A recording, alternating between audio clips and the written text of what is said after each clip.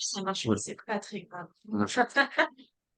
Non, mais il y a on a une dizaine, une quinzaine de consultations, des vidéos. Bon, voilà, c'est quand même, c'est pas rien.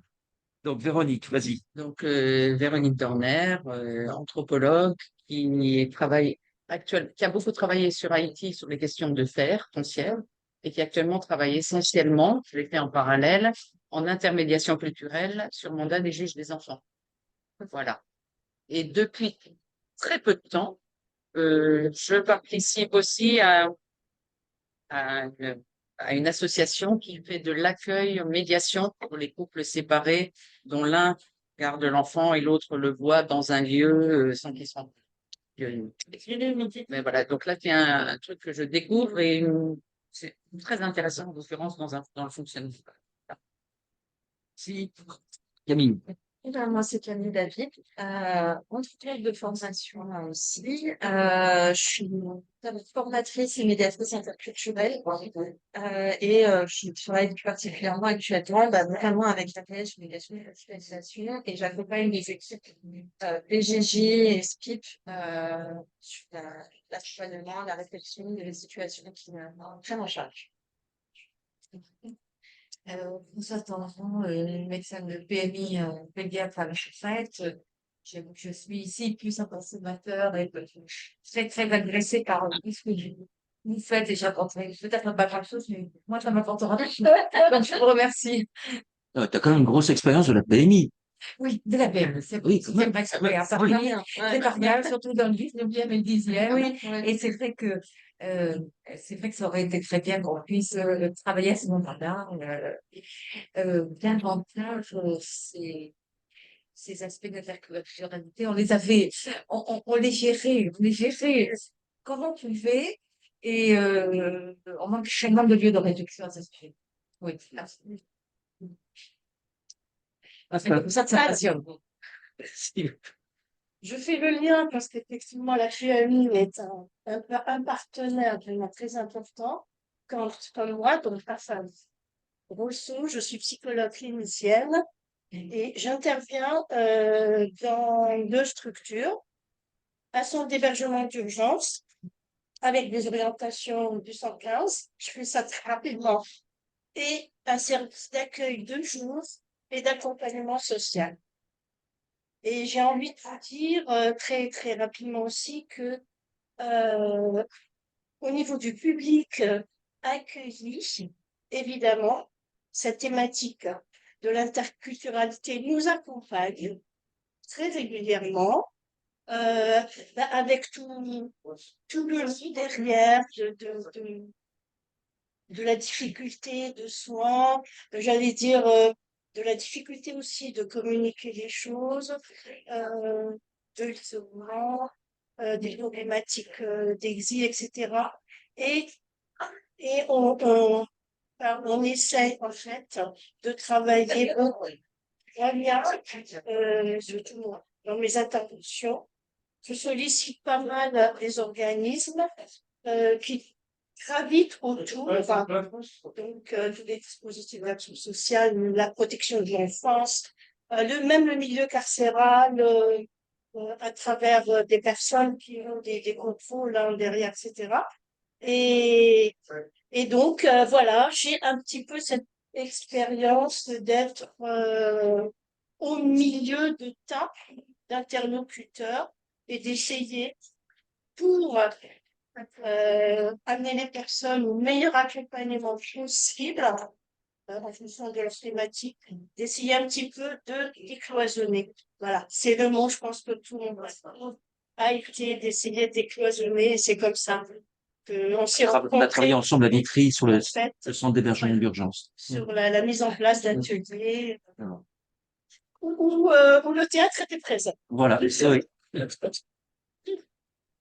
Jacqueline.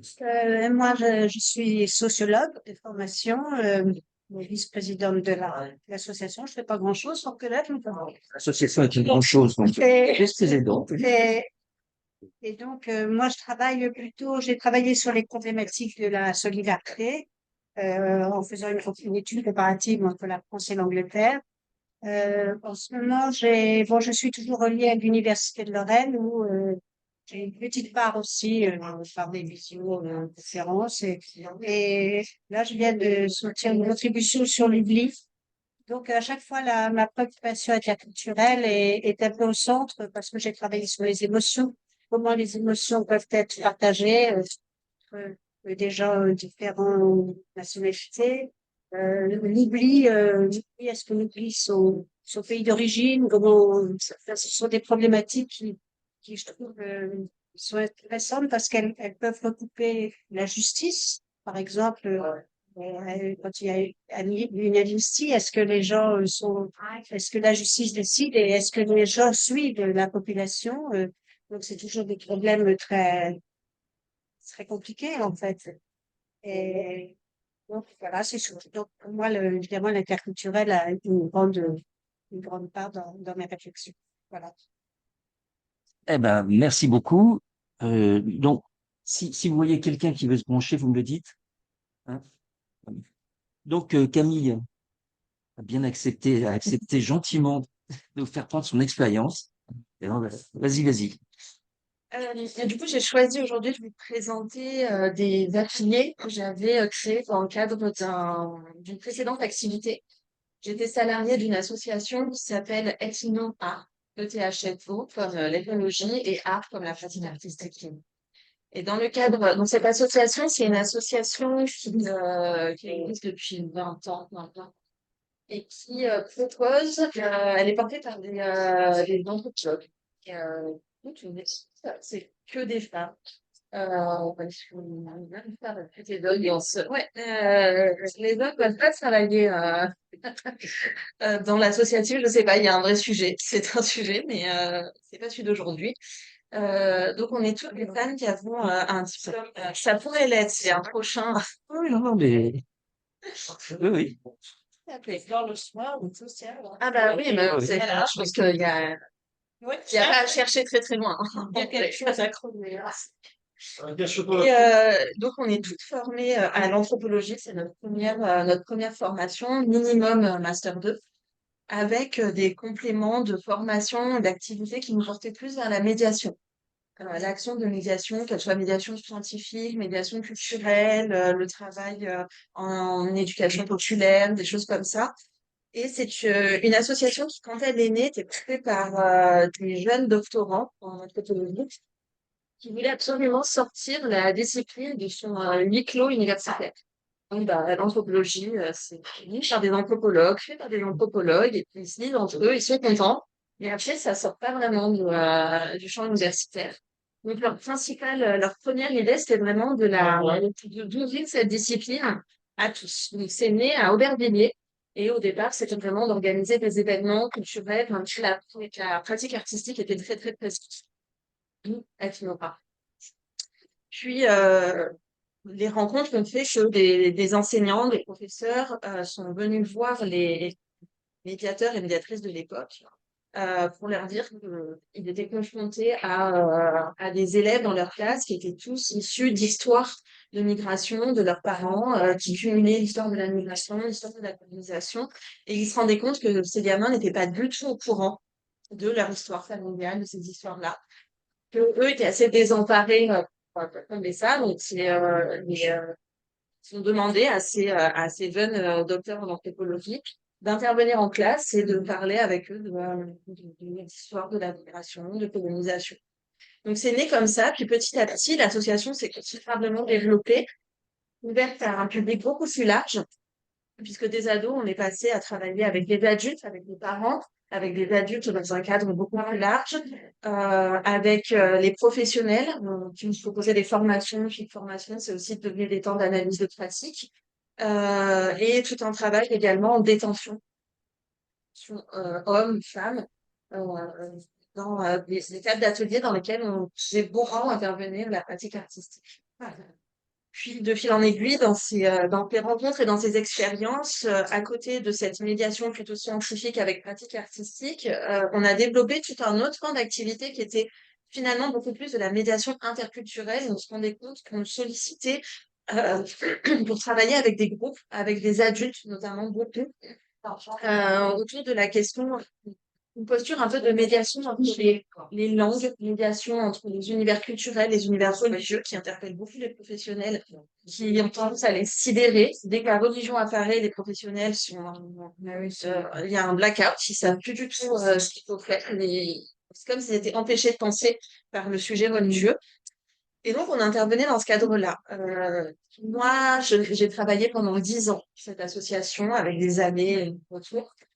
Je suis formée à l'anthropologie religieuse, particulièrement à l'école pratique de hautes études, et je travaillais à l'époque sur les rites de passage dans le judaïsme et la construction identitaire et culturelle des communautés juives de, de France et d'Île-de-France.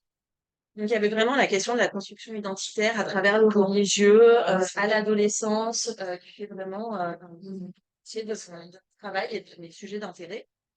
J'ai fait un passage bref, mais particulièrement intense, une parenthèse au sein d'Être Noire. J'ai travaillé pendant un peu moins d'1 an dans un dispositif qui accompagnait des adultes radicalisés placés sous l'injustice. Qui m'a fait rentrer dans cette question de la radicalisation et reconfronter à cette question de la construction aussi identitaire, culturelle, à travers et dans l'usage du religieux, mais dans la confrontation à la violence extrême qui m'interrogeait au terme de cette expérience. J'ai validé le DU de psychiatrie transculturelle de Marie-Rose Moreau parce que j'en avais besoin pour un peu éclairer les personnes que j'avais accompagnées pendant 1 an. Donc ça a été un gros travail assez difficile aussi de réflexion sur même moi dans ce cadre-là, enfin, ce que c'est qu'aussi que de travailler dans le contexte de la radicalisation, ce que ça fait aux institutions, ce que ça fait aux professionnels, qui est aussi un sujet en soi. Et je suis revenue travailler pour Être Noire. J'ai retrouvé mes bases à Donc, tu as l'époque. survécu au DU de Marie. J'ai survécu au début parce que j'ai été très critique. J'ai été un peu la casse-pied de service, à vrai dire. Moi, j'aurais pas supporté. Ouais. Non, non. Ah, c'est quelque chose, hein. Quel est le... C'est quelque chose. Quel est le- Pour donner un exemple, j'avais un cours qui s'appelait L'homme asiatique. Voilà, c'est l'essentialisation des cultures. Marie-Rose, c'est ça. C'est du Tobinaton. Oui, c'est Tout Tobinaton. en faisant une sorte, Ouais, ouais. tout en disant ne pas l'être, tout en disant, ouais, mais voilà. C'est-à-dire que c'est tout en disant et en luttant en interne contre le culturalisme, en fait, ils plongent dedans. Leur référence en anthropologie, c'est Margaret Mead. Et Margaret Mead, quand on est anthropologue, ça grince. Mais bah, quand même, enfin, c'est un peu autre chose. Voilà. Ouais. Mais c'est la référence qui est dans tous les cours et c'est la base de leur réflexion. Que là, il y a un peu un problème. Donc, j'ai été un peu. Il y a un très gros problème parce qu'il Il n'y y a, a- il y a un qu'une seule personne qui compte sur C'était un- l'interculturalité, c'est Marie-Rose Moreau. Ah bah oui, Elle, puis elle il y a est sortie à tous culte, les. On la sort partout, tout le temps. Mais il y a aussi une demande sociale de pousse d'urgence culturelle.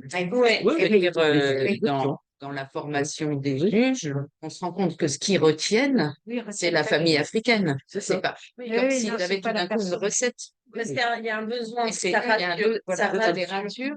Et ce qui est dommage, c'est qu'ils n'en sont pas au point de se dire, ah ben tiens, là j'ai un outil en plus pour me dire, c'est compliqué.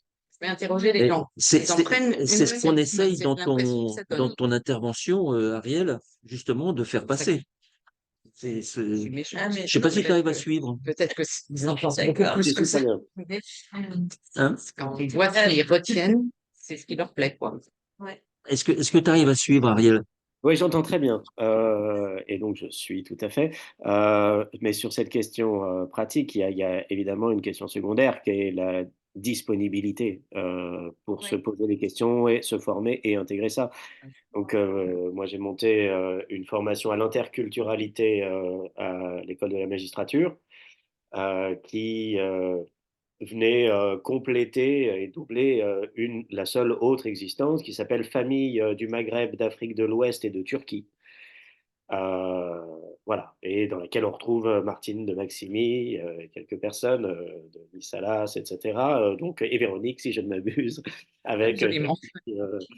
Botimella. Voilà, et on est les seuls à porter, en gros, je crois, hein, dans la justice, la question interculturelle pour essayer la faire entendre un peu au forceps, mais c'est par surcroît. Quand c'est pas du décorum, ça permet d'avoir la conscience un peu plus vive de ce qu'on pourrait faire, mais qu'on ne peut hélas pas faire. À Voilà. la maigre Et ce qui exception. m'a inquiété dans cette formation, ce qui m'a inquiété dans le bilan à la fin, c'est que ce que les gens avaient retenu, c'est ça, c'est tout d'un coup, ils étaient passionnés parce que, effectivement, ils avaient eu des exposés sur des choses qu'ils ignoraient complètement. Je veux dire, la famille africaine dans toute sa complexité et sa différence. Mais voilà, j'ai eu quand même aussi le sentiment que c'était un tel point de découverte que du coup, c'était tout d'un coup magique, quoi. On avait la recette, on avait compris. On a la même chose dans la C'est santé. ça Hein. et c'est ça le problème, c'est qu'il y a, Oui. il y a un travail long Oui. Oui. à faire C'est et pour ça que nous, c'est ce que, quand on donne des formations, on fait avec l'autre formatrice d'Elle Noire, en appelant ça l'effet waouh de l'anthropologie. C'est que c'est tellement inconnu qu'en fait, il y a cet effet, oh, d'un coup, ça va répondre à toutes ces questions. Et du coup, il faut en avoir conscience parce qu'on est très vite piégé en tant qu'anthropologue ou formatrice dans ces questions-là. Et que ce qui marche, en fait, c'est pas tant les formations, c'est important et ça donne des éléments auxquels ces personnes n'ont pas accès autrement. bien sûr, Et ils en ont très besoin, important. mais c'est l'accompagnement au long cours qui marche. Donc c'est là que nous, les analyses de la pratique qu'on met en place, c'est des accompagnements longs parce que la formation, même si on veut se défaire de ça et qu'on veut le plus possible baliser dans la formation qu'on dispense, on n'est pas maître de ce qui va rassurer les professionnels. Et que les professionnels sauront toujours et que c'est humain et que, en fait, même nous, quand on a commencé à faire de l'anthropologie, on était plus là-dedans. Mais ce côté rassurant de, ah, au moins, je sais comment eux, ils fonctionnent. Oui. Et c'est aussi C'est ça. le mode de fonctionnement de toutes les institutions. La protocolisation face à une situation, savoir diagnostic, Oui.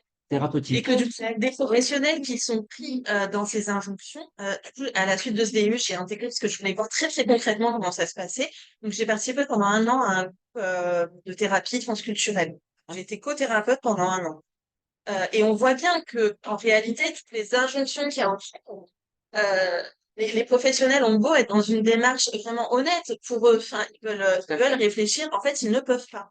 Et du coup, dans ce groupe transculturel, le nombre de fois où on était dans des choses hyper culturalistes et que je trouvais même maltraitantes pour la famille qui était là et qui m'a fait dire, bah, en fait, à la fin, j'ai dit, je ne reviens pas parce que j'ai l'impression d'être maltraitante. Donc, Ça j'ai fait arrêté. plaisir, ça fait plaisir parce que moi j'ai eu cette réaction aussi de maltraitance face au groupe transculturel que j'ai vu quelquefois mener et je me suis fait traiter de tous les noms Ouais. alors C'est que très c'était difficile maltraitant. de venir secouer Ouais. un peu Ouais. secouer le protocole, le remettre en question. C'est Complètement. dur parce que ils y sont accrochés et qu'en fait, il y a pas de flexibilité possible parce qu'ils sont les seuls, en fait, actuellement à intervenir sur le sujet et qu'ils sont pris dans l'urgence hospitalière, dans l'urgence du soin, dans le manque de moyens. Ils sont pris dans tout ça et du coup, ça leur permet pas d'avoir un espace où ils peuvent réellement remettre en question ce qu'ils font. Là, ça les fragilise trop. Donc, ça, Oui, c'est ce qu'ils veulent, c'est des recettes. Mais ça, c'est encore ça nous c'est éloigne. encore un sujet de samedi. Ça sera un prochain Ça samedi. sera un Continue. Puis après, Oui. quelque chose. Il y a quelque Ouais, chose. ouais. Ah, ça. Merci, parce que Bah, dans les synthèses, on s'en prend. oui. C'est vrai. Mais ça, vous trouverez sur le site internet déjà beaucoup de discussions sur ce sujet-là qu'on a Ouais. déjà abordé pas mal. Vas-y, continue. Kevin. Donc, quand je suis revenue à Être Noire, et donc on avait encore plein de projets qui émergeaient, et le Covid est arrivé. Et dans le post-Covid, des personnes avec qui on travaillait longtemps dans certaines villes, dans des centres sociaux ou vraiment au sein des municipalités, sont revenus nous voir en nous disant, alors c'était assez, enfin, ça nous faisait rire avec des guillemets hein, en interne parce qu'on se disait, bah, il est temps en fait que les gens s'en rendent compte parce qu'il y a une masse d'écrits scientifiques dessus, mais ils arrivaient en nous disant, les primo-arrivants qui sont là dans les cours d'apprentissage du français, ils vont pas chez le médecin. Une partie, ils sont en rupture de soins, on se rend compte qu'ils sont en souffrance physique, psychique, et qu'en fait, ils vont pas voir le docteur, ils profitent pas de ce qui est à disposition pour eux en termes de services de soins, de santé.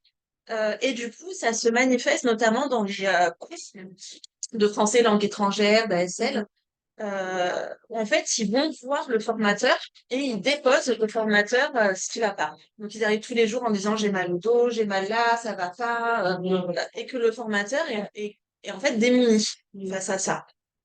Donc, à Aulnay-sous-Bois et à Épinay-sur-Seine, on a eu ces deux écoles-là. Et on nous a demandé, est-ce que vous intervenez sur la question de la santé? Donc, on a expliqué, nous, on n'intervient pas dans le champ vraiment de la santé mentale, enfin, dans le sens où on n'est pas psychologue, on n'est pas clinicienne. Donc, il y a un domaine qui ne nous appartient pas.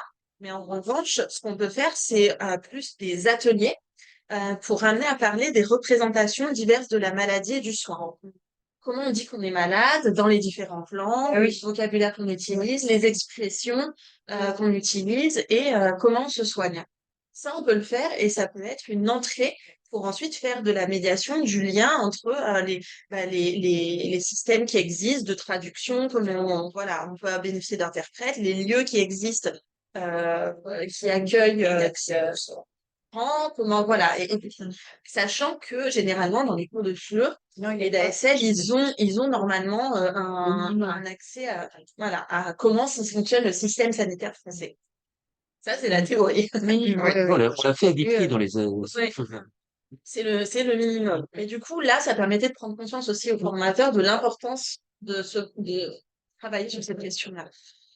Et qui bénéficient normalement aussi dans les centres sociaux, en tout cas ceux dans lesquels je travaillais, il y avait aussi une permanence juridique, des permanences qui permettaient, voilà. Sauf que ces gens n'étaient pas au courant, donc c'est tout ce qui était mis à leur disposition. L'idée, c'était aussi de faire ce lien-là.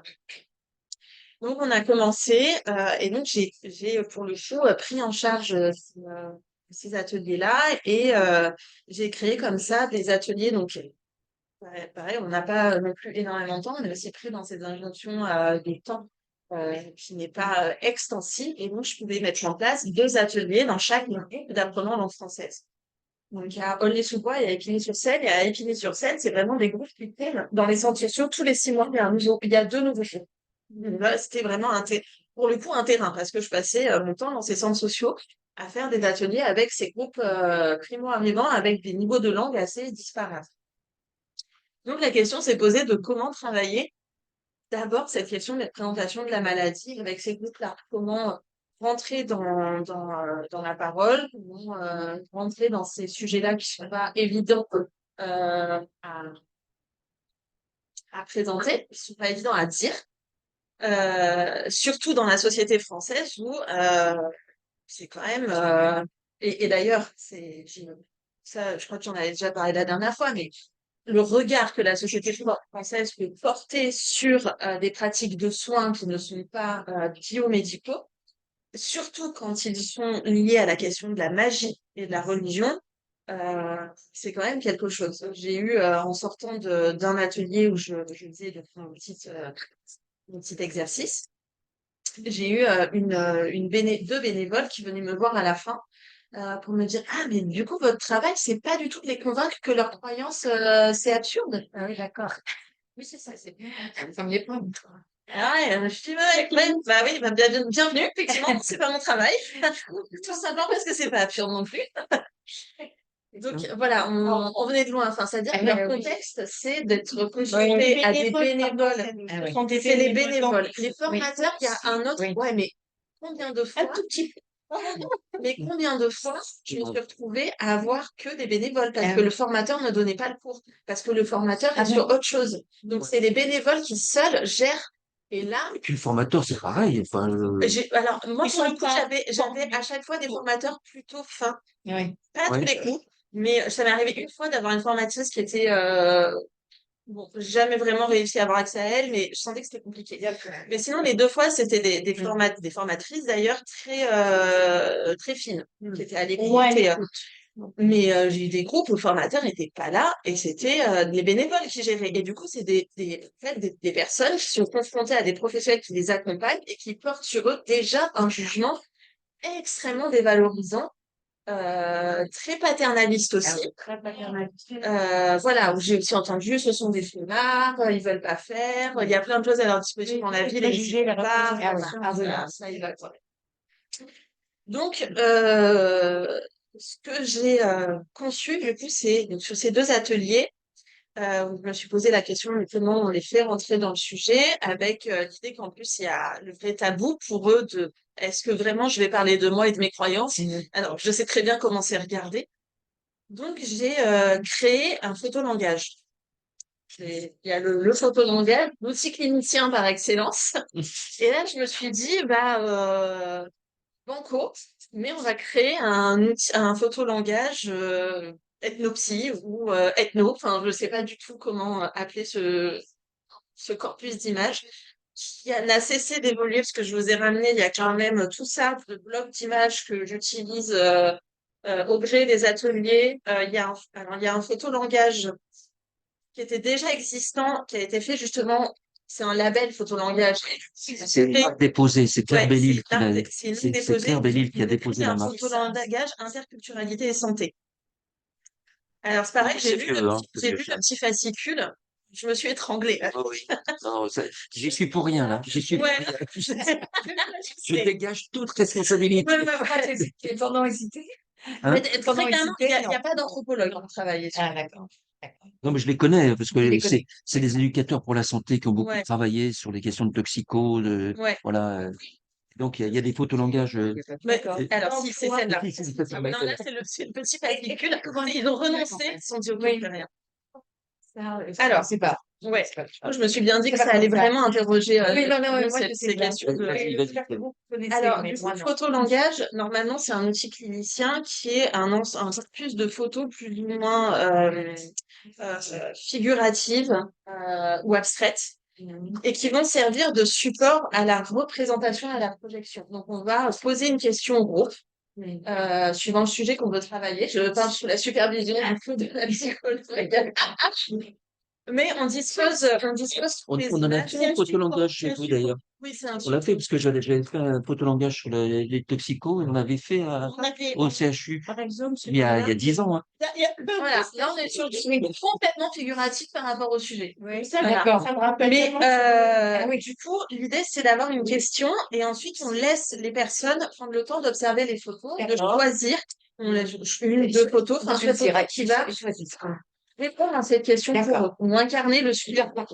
Et ensuite ils doivent expliquer. Et donc, Par exemple, là, sur cette photo, alors on pose pas des questions sur les photos, on va poser des questions générales. Par exemple, moi, sur les photos que j'avais, donc j'ai largement Tu mets les photos élargi. Je mets les photos sur la table. sur une table. Je vous prends. Ah oui, merci.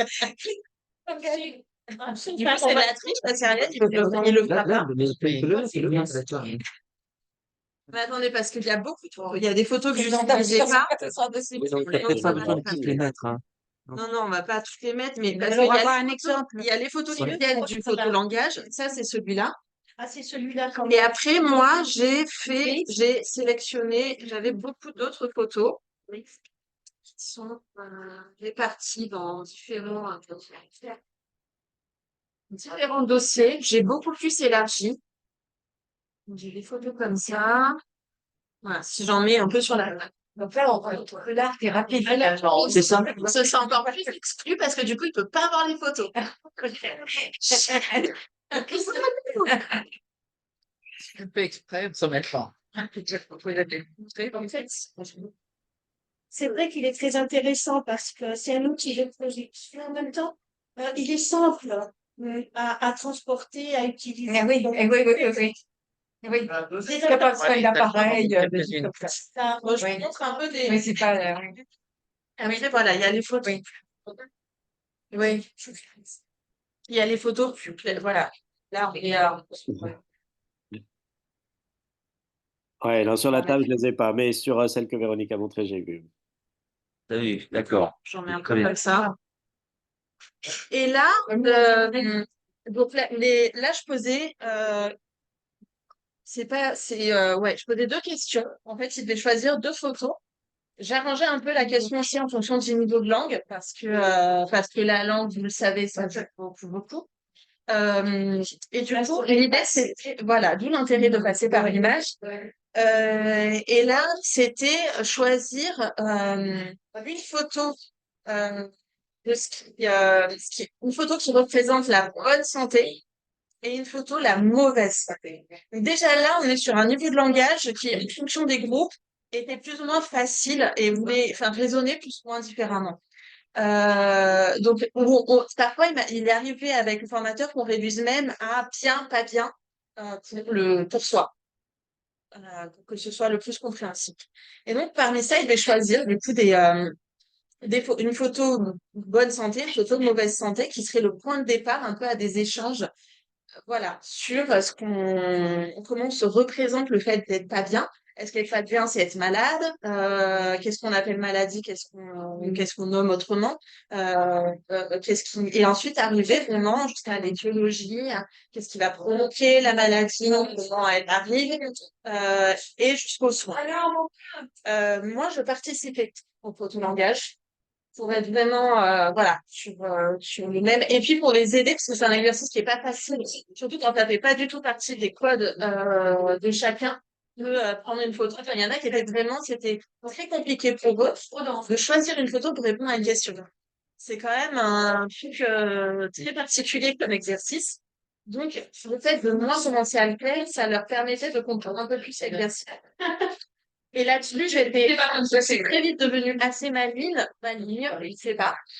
Parce que j'ai très vite remarqué, moi j'avais prévu dans mes outils d'ethnologue, hein, je trouvais que ce photolangage était quand même très lisse, euh, qui répondait pas à plein de trucs que je voulais aborder. Du coup, moi, dès que tu dis quelque chose, one team, machin, après, c'est déjà pas très évident. J'avais des Oui. Et puis après, je me pose la question du niveau de langage, hein. ah ben oui. Pour étudier moi-même une langue étrangère, bon, je suis trop vieille, hein. Alors généralement, je je connais pas. suis presque incapable de faire ça. Alors, finalement, c'était vraiment une inquiétude qui fait que j'ai demandé aussi généralement à ce qu'ils aient quand même un niveau de langue qui permette enfin, qui est quand même quelque chose. Mais ça m'est arrivé d'avoir quand même des groupes où j'avais vraiment des gens très en difficulté. Ben, en fait, ça marchait quand même, hein. Ça marchait quand même parce que l'image a quand même un pouvoir de faire parler. Même si au départ, il y a de l'inquiétude. Et ensuite, ce qui permet ça, c'est le soutien du groupe. Parce que, contrairement à ce qui est habituel dans les cours de français langue étrangère, où ils n'ont pas le droit de parler leur langue, très souvent. En tout cas, on limite le plus possible pour qu'ils parlent que français. Là, je leur disais, déjà, je commençais, alors ça, c'est aussi un truc, c'est que je commençais tout atelier en faisant un tour de table et en leur demandant tous le pays d'où ils venaient et les langues qu'ils parlaient. Alors déjà, les langues qu'ils parlaient, c'était déjà un truc qui faisait un peu scier les formateurs et les bénévoles. Donc, ils se disaient, bah, les langues, enfin, ils avaient jamais posé cette question. Et donc, on se rendait compte que tous parlaient deux langues, trois langues, voire cinq langues. Ah oui, c'est incroyable. Et que moi, j'arrivais, je disais, alors moi, moi, je parle le français, puis le français, puis le français, puis je dois baragouiner de l'espagnol et à peu près de l'anglais. Et voilà. Et d'un coup, ça les plaçait aussi à une place qui était différente de celle qu'ils avaient d'habitude dans ces espaces-là. Et ils avaient la possibilité d'utiliser les langues autres et du coup de se rendre compte qu'ils avaient des langues communes. Et ça facilitait aussi la prise de parole parce qu'ils venaient en soutien les uns aux autres pour se traduire des choses, pour essayer d'avoir un équivalent en français. Donc, il y avait un vrai soutien linguistique qui émergeait et une possibilité de passer d'une langue à l'autre, voire de faire des ponts de trois langues pour arriver à formuler quelque chose. Et se rendre compte qu'il y avait des imaginaires communs, du coup, entre les langues. Dans des expressions qui étaient très proches, parler du mal de ventre, pour parler du mal de dos, enfin, voilà, des choses comme ça. Et une chose dont je me suis rendu compte très très vite, c'est que toutes les photos d'ethnologues bien naïves qui arrivaient au début de ce type-là, le truc traditionnel, donc séance de Gnawa et éthicalisme sénégalais, n'étaient jamais, jamais changés. Jamais. Donc très vite, en faisant ma maligne, c'est moi qui les prenais. Parce que je savais que je pouvais quand même en tirer quelque chose. Donc, je les prenais en expliquant ce que moi, je mettais derrière. Et il s'avérait que ces photos qui, en fait, elles faisaient réagir parce que c'était un interdit. tout de suite, j'avais des réactions de ah non, non, ça, c'est pas possible. Ça, c'est. Alors, beaucoup, oui, c'est une trans, de n'avoir qu'une trans. Beaucoup étaient musulmans et musulmanes. Et du coup, c'était tout de suite, ça, c'est haram. Juste, donc, non, je vais pas la prendre parce que. Hmm. Concernant les trans. Ah ben, concernant les trans, concernant les amulettes, j'ai une mamie tatouée, j'ai une mamie berbère avec tous ses tatouages. Oui, pareil. Ça, mais de ces haram, on les prend pas, on n'en parle pas. En fait, il me suffisait d'attendre un petit peu et alors là, ça partait. Je me rendais compte que tous savaient exactement ce qu'il y a là-dedans, comment c'est fabriqué, qu'est-ce qu'on met, comment on l'utilise, qu'en fait, les femmes avaient un moment tout tu refouras ça pour leurs enfants. Combien c'est haram, mais en même temps, ma fille, elle avait un gros problème. Je suis allée voir un Haoussa qui a justement réglé ce problème. Enfin, voilà. Position très différente des femmes et des hommes aussi là-dessus. Les hommes restant généralement dans une posture qui était assez intéressante parce que ils restaient dans la posture où c'est interdit en prenant un argumentaire pour le coup rationaliste très européen. C'est interdit parce que Parce que toi, tu es là et tu m'écoutes. voilà. C'est tout. Mais complètement. Mais c'était les hommes qui prenaient cette Oui, posture. Les femmes se mettaient finalement à en parler parce qu'en fait, elles y avaient eu recours et qu'elles arrivaient à se dire, elles J'étais une femme aussi. et peut-être parce que j'étais aussi une femme Que tu et pouvais que, comprendre des surtout- choses que. et que je leur expliquais qu'en fait, en France aussi, il y a des trucs comme ça. Bah oui, Ah oui, quand tu c'est regardes ça. ça dans les églises, je me souviens un Sénégalais qui avait. Ouais, Il dit, mais vous aussi, vous avez vos Ah, mais gris-gris, bien sûr, vous mais bien sûr. exactement. Bien sûr. Oui, mais il faut voir aussi tous les siècles qu'il y a eu de condamnation de ces pratiques par les missionnaires et le rapport. C'est-à-dire que c'est pas Oui, l'islam, mais en Sénégal, c'est aussi l'action des missionnaires hein, qui a déjà préparé le terrain. Et La suggestion, ça me Oui, il y a certaines choses. Ouais. Oui, c'est comme ça. Ah non. juste, j'ouvre une parenthèse à propos de ces gris-gris. Vous connaissez Alain Epelboin? Je ne sais pas si toi, Ariel, tu connais Alain bah, Epelboin? ça, c'est Alain, c'est C'est le chez bureau lui? d'Alain Epelboin. Bon, il avait son Ouais. bureau qui était Ouais. couvert de. Ouais. Voilà. Ah, c'est le plus grand. Je pense que si un jour on a accès à son bureau, c'est un des plus. Il a un Ouais. patrimoine assez phénoménal. Il a fait récupérer lui-même sur la décharge de Dakar tous les gris-gris qui étaient jetés parce que, en fait, ça se garde pas, ça. Oui, oui. Ça se jette. Hein. Ouais. Et donc, il a récupéré des millions Ah oui, de c'est gris-gris comme ça, dont il a tapissé son bureau. Ah d'accord. Autant te dire, quand tu arrives dans son bureau avec le facochère, enfin, à Ouais. l'époque, Oui, c'est exactement. Alain Epelboin. Et il a fait beaucoup, beaucoup de vidéos de ces terrains, justement, au Sénégal, et qui sont accessibles sur Internet très facilement. Alain Etelboin sur Canal UTV, il a toutes ses archives vidéo chez les AK et les BACA, entre guillemets. BO. Yes. Ouais. Yann. Yann Etelboin. Il est toujours vivant. Oui, il a fait bien. C'est pas éternisé, il est âgé. Oui. Il est âgé, il a des petits soucis de santé, il est fatigué. Ah oui. Méfie-toi, Camille, quand tu dis il est âgé. Je ne sais pas quel âge a Connais Alain Epelboin, mais pour l'avoir vu Moi, rencontrer, ça fait voilà, 40 ans que je le connais. je trouve qu'il fait Il est vraiment. fatigué, on va dire. Il est Il est très fatigué. Ah oui. C'est différent. Fatigué, ouais. C'est Mais différent. peut-être, j'imagine. Non, mais Alain, moi, je le connais depuis 80. Ouais. 1980. Pas 1800. Mais en matière de médiation, c'est intéressant parce qu'il est un des premiers qui a Primeur. fait, Oui. il a fait vraiment Oui, la médiation oui. au sein Ah oui. auprès des médecins dans Les les. voix très beaux, Et- dans le Hein C'est sur Ebola, Et il a bossé sur Ebola. Je l'ai C'est invité, bien sûr, je l'ai invité, intéressant. mais lui, Fascinant. bon, il est, intéressant ce Il a travaillé sur Ebola, ouais. il a Il a travaillé fait sur- vraiment, il a été interpellé donc au moment de la grande épidémie d'Ebola, Ouais. qui a donné 14, lieu à 15. des attaques, voilà, des attaques envers les soignants, les associations, les ONG qui étaient présentes. Et il a été sollicité, il a fait un gros travail justement de médiation autour des représentations de la maladie, de la mort, des rumeurs qui circulaient et pour travailler entre soignants et population faire prendre conscience les soignants de en fait leur impact sur le terrain quand ils arrivaient avec leurs grandes combinaisons blanches comme ça, sans visage, sans rien, qu'ils arrivaient, qu'ils disaient faut brûler tout aux morts. Bah non, ça veut pas ça marche. Voilà, tout vous brûler, vraiment tout. Et que forcément, bah, ça a déclenché des réactions en face. Bah, enfin voilà, il avait tout un énorme travail absolument passionnant. Et là, il y a aussi des documentaires et des vidéos sur la réalité de nature. Et il a beaucoup documenté. Alors, son grand défaut, c'est qu'il est scatophile.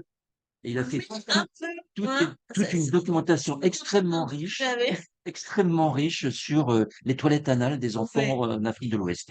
Et adulte aussi, hein. Moi, parce qu'il intervient au début de Marie-Rose Moreau. Oui. Et je Oui, pense qu'il prend un ouais, grand plaisir à venir choquer les étudiants. oui, oui, bien sûr, Donc, c'est son je truc. le connaissais. Mais je le connais J'étais bien, là. C'est son truc. Mais ils c'est son étaient truc. tous là, complètement choqués, parce qu'alors il décrit avec une certaine jouissance les pratiques, les pratiques anales, Le lavement avec la bouche que les mamans font à leurs enfants. D'accord. Voilà, c'est, Voilà. Mais bon, moi, je l'aime beaucoup, Alain. bah oui, Je le non, mais pratique c'est depuis 45 ans. ouais, Donc, mais, c'est quelqu'un, il est passionnant. et il est un peu culturaliste aussi. Personne n'est parfait. Ça n'est pas. C'est pour ça qu'il est dans le D1 de Marie-Rose Moreau. Exactement.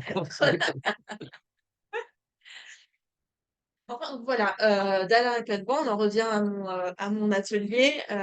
Du coup, j'ai utilisé ces amulettes et tout, et ça a permis justement de libérer une certaine parole.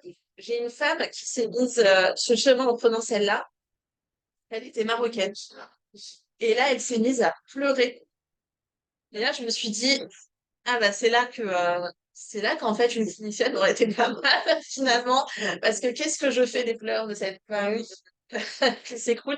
Et elle pleurait parce qu'en fait qu'elle avait laissé ses enfants au Maroc et que au Maroc elle était soignée comme ça.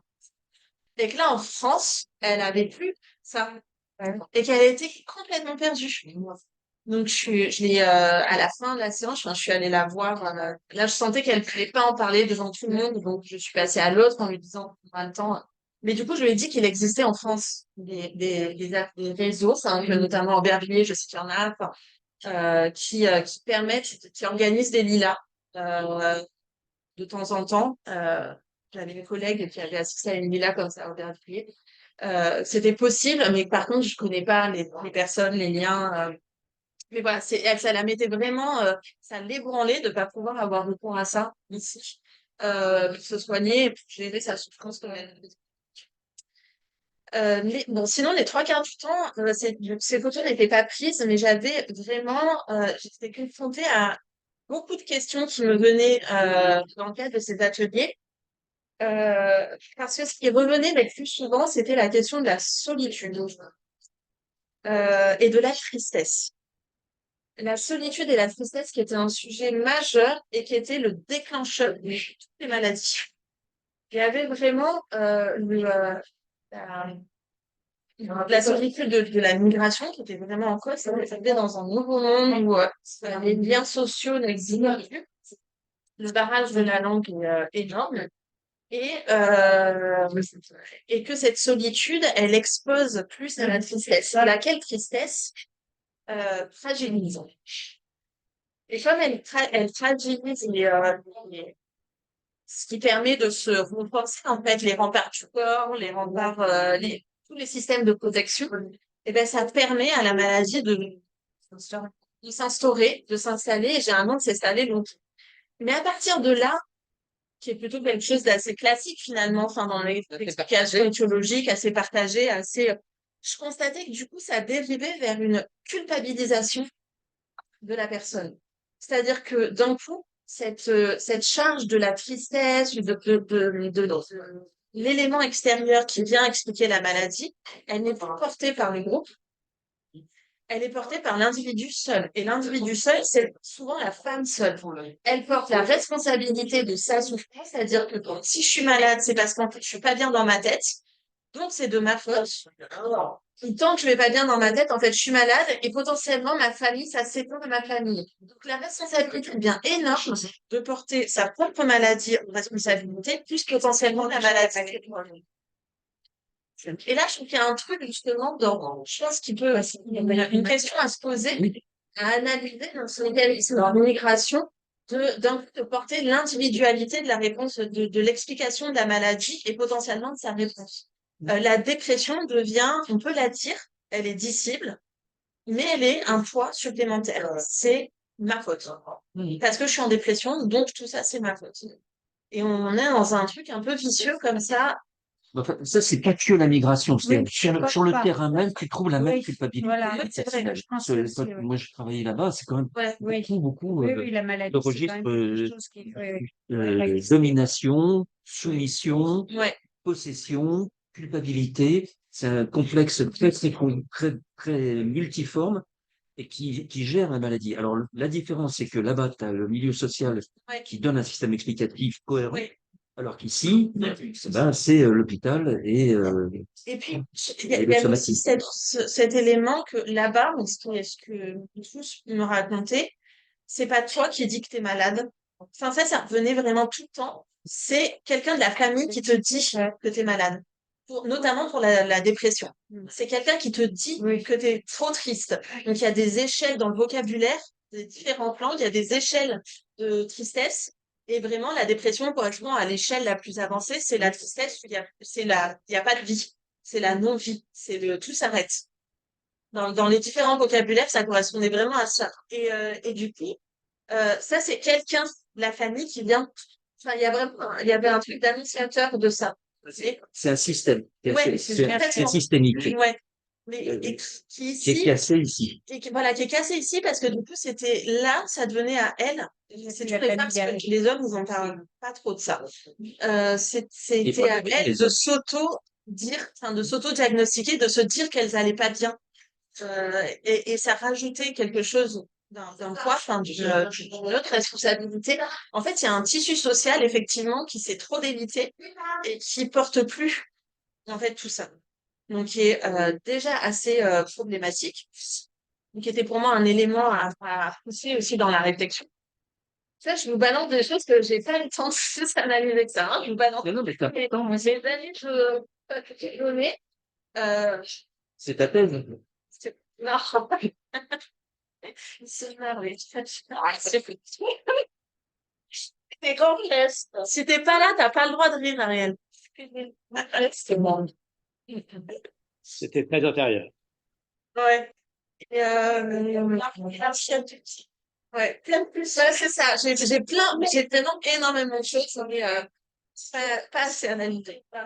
Et puis, c'est vous, et là, il y a d'autres personnes cliniciennes à un certain moment. C'est exactement ça. Et du coup, un autre point qui émergeait, c'est du coup dans cette question justement de la rupture de soins, qui n'est pas vraiment une rupture de soins. C'est-à-dire que c'est pas des gens qui se laissent mourir, quoi. Enfin, qui laissent leur corps à l'abandon en déchéance. C'est juste qu'ils réadaptent et qu'ils réorganisent la manière de se soigner, de prendre soin d'eux, en fonction de ce qu'ils peuvent réussir à adapter, de ce qu'ils arrivent à faire. Et aller chez le médecin génère plus d'anxiété, voire d'angoisse, que la maladie elle-même. Et ça, c'était systématique. Parce que, d'abord, la langue. Il va falloir expliquer au médecin ce que j'ai. Et le barrage de la langue, pour ça, est là. Le barrage de la langue va avec le fait qu'on n'arrive pas à se faire comprendre et que du coup, le médecin va nous regarder bizarrement. Donc, il y a le jugement du médecin. Ensuite, il y a comment j'explique et comment je nomme ma maladie. J'avais une amie qui était très très mal parce que son fils se mariait avec une Marocaine. Et ça, en fait, mais vraiment, c'était un ébranlement profond. Ça avait fait naître conflits familiaux, conflits très forts entre la mère et son fils, au point qu'elle n'est pas invitée au mariage. Ébranlement majeur. Sauf que tu arrives pas, et que tout ça, ça génère de la souffrance qui se répercute dans le corps, que elle, elle a du mal avec le français, et qu'en fait, si elle va chez le médecin, c'est pour lui dire, mon fils est se marié avec une Marocaine, quoi. Et le médecin ne peut pas comprendre là l'ébranlement et le chaos que ça génère et comment ça va impacter le reste. Donc, il y a comment, en fait, Alors, non, c'est pas un bon médecin, là. Ça, c'est pas. c'est pas que, mais oui, mais Un parce médecin que qui prend pas le temps. c'était son entrée à elle, oui, c'est des médecins qui n'ont pas le temps, qui ont 10 minutes pour voir chaque patient, bref. Oui. Mais du coup, ces expériences-là font qu'en fait, il y a une vraie réticence. Donc, il y a ça, la barrière de la langue. Il y a la barrière de la pudeur qui va avec la barrière de la langue. C'est-à-dire que combien de ces femmes, notamment, pour aller chez le médecin, vont être accompagnées pour quelqu'un qui va traduire. Peu qui accompagne. Il y en a, c'est un des fils. Sauf qu'on peut pas parler en présence de son Bien sûr. fils de ce qui se passe dans son corps et dans sa tête. C'est peut-être une belle fille, mais c'est pareil, ça met aussi en danger pas mal la relation. Ça fragilise, surtout dans les rapports belle-mère, belle-fille. Pour peu qu'en plus elle soit marocaine et qu'on soit kabyle. On est et voilà, mais quelqu'un d'étranger à la famille, ben on l'a pas. Hélas, ouais. Même plastique. Ceci étant, Ouais. ce que tu décris n'est pas exclusif aux populations migrantes. Ah, tout à L'effet fait. blouse Oui. blanche de la consultation Ouais. médicale est un effet anxiogène Oui. en soi. Oui. En soi, Déjà. quel que soit. Oui. Alors, se surajoutent tous ces éléments-là, Ouais.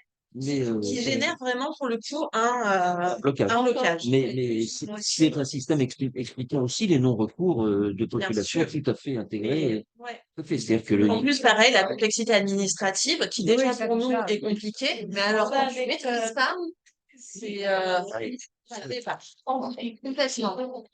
Ouais. Oui, oui. Ouais. Ça se voit peut-être plus. Ouais. c'est décrit d'ailleurs en clinique comme l'effet blouse blanche. Moi, je savais pas que ça s'appelait Ouais. comme ça. C'est-à-dire que les gens ont une tension plus élevée quand ils vont voir le médecin que quand Oui. ils sont à la maison. Oui, parce qu'en plus, le médecin est là pour annoncer aussi ce qui va pas. Voilà. Et que quand ça va pas, c'est que c'est presque déjà trop tard. Il y a quelque chose qui est installé, surtout quand là, c'était vraiment aussi, c'était intéressant parce que toutes les photos qui représentent des techniques thérapeutiques, que ce soit des médicaments ou vraiment des techniques, c'était systématiquement dans le mauvaise santé. Parce que c'est trop tard. Ah oui. Ah oui.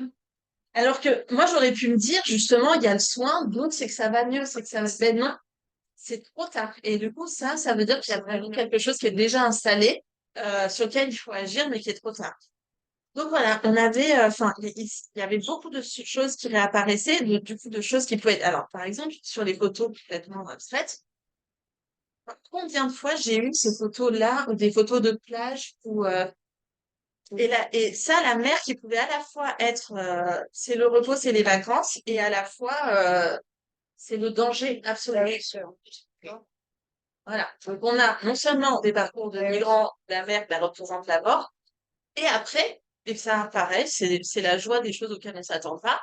J'ai eu combien de fois pour des femmes sénégalaises notamment, et j'en ai eu pour, je me souviens plus de l'autre qui m'avait beaucoup amené ça. J'ai eu, bah, c'est dedans il y a une il y a un génie qui vole. Je dirais pardon. Un génie. Enfin, elle vole et alors et c'était génial parce qu'elle me racontait qu'un jour les scènes auxquelles elles avaient assisté. Il fait pas y aller. Elle me disait, toi tous tes bijoux là, tu vas pas dans l'eau avec. Hein. Tu te baignes pas avec tous tes bijoux là. Puis bon, mais pourquoi? Parce que je ne sais pas. Comment ça, je peux pas me baigner avec? Mais ben parce que elle va t'attraper en fait, elle va te noyer, te les tes bijoux. La sirène, non?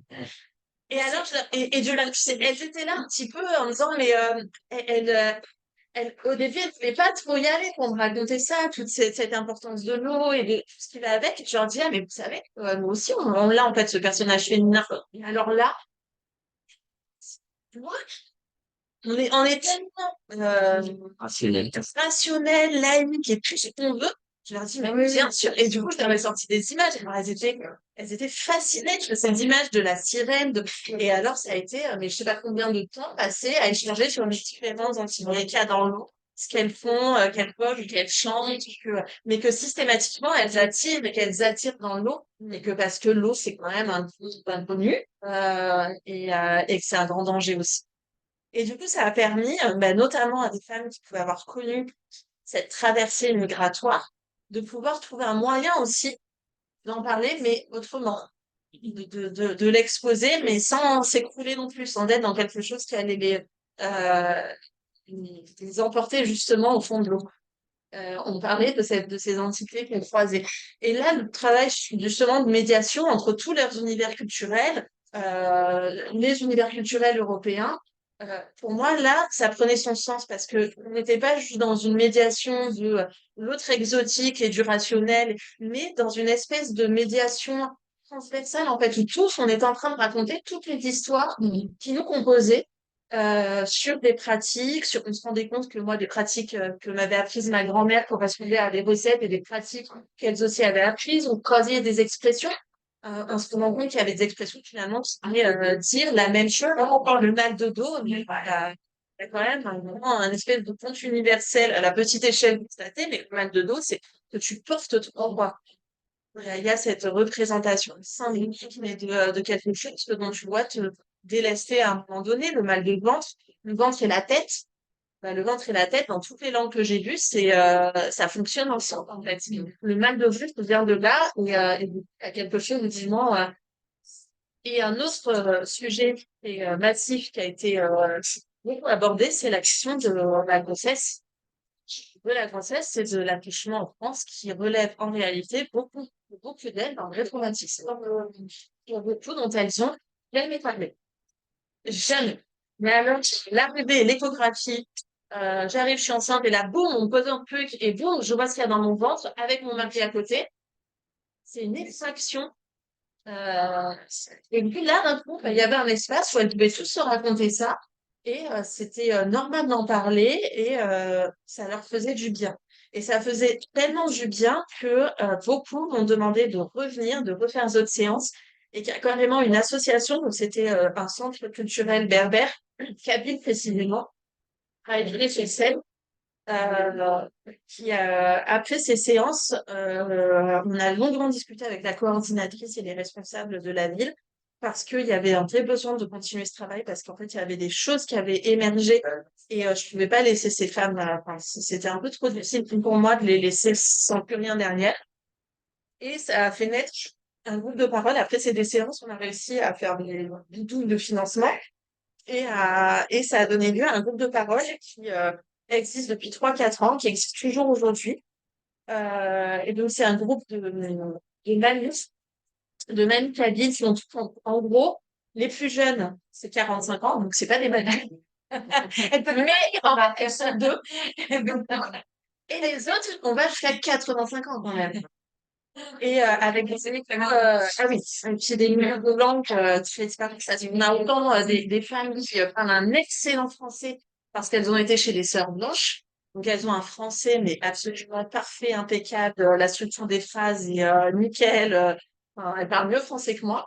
Et d'autres qui ont une grande difficulté, qui le comprennent un peu mais qui n'arrivent pas à s'exprimer. Donc une quinzaine de femmes avec des niveaux très très différents de langue qui sont, je crois, De si elles ont été scolarisées. oui, ouais, C'est à quelle époque? c'est surtout ça.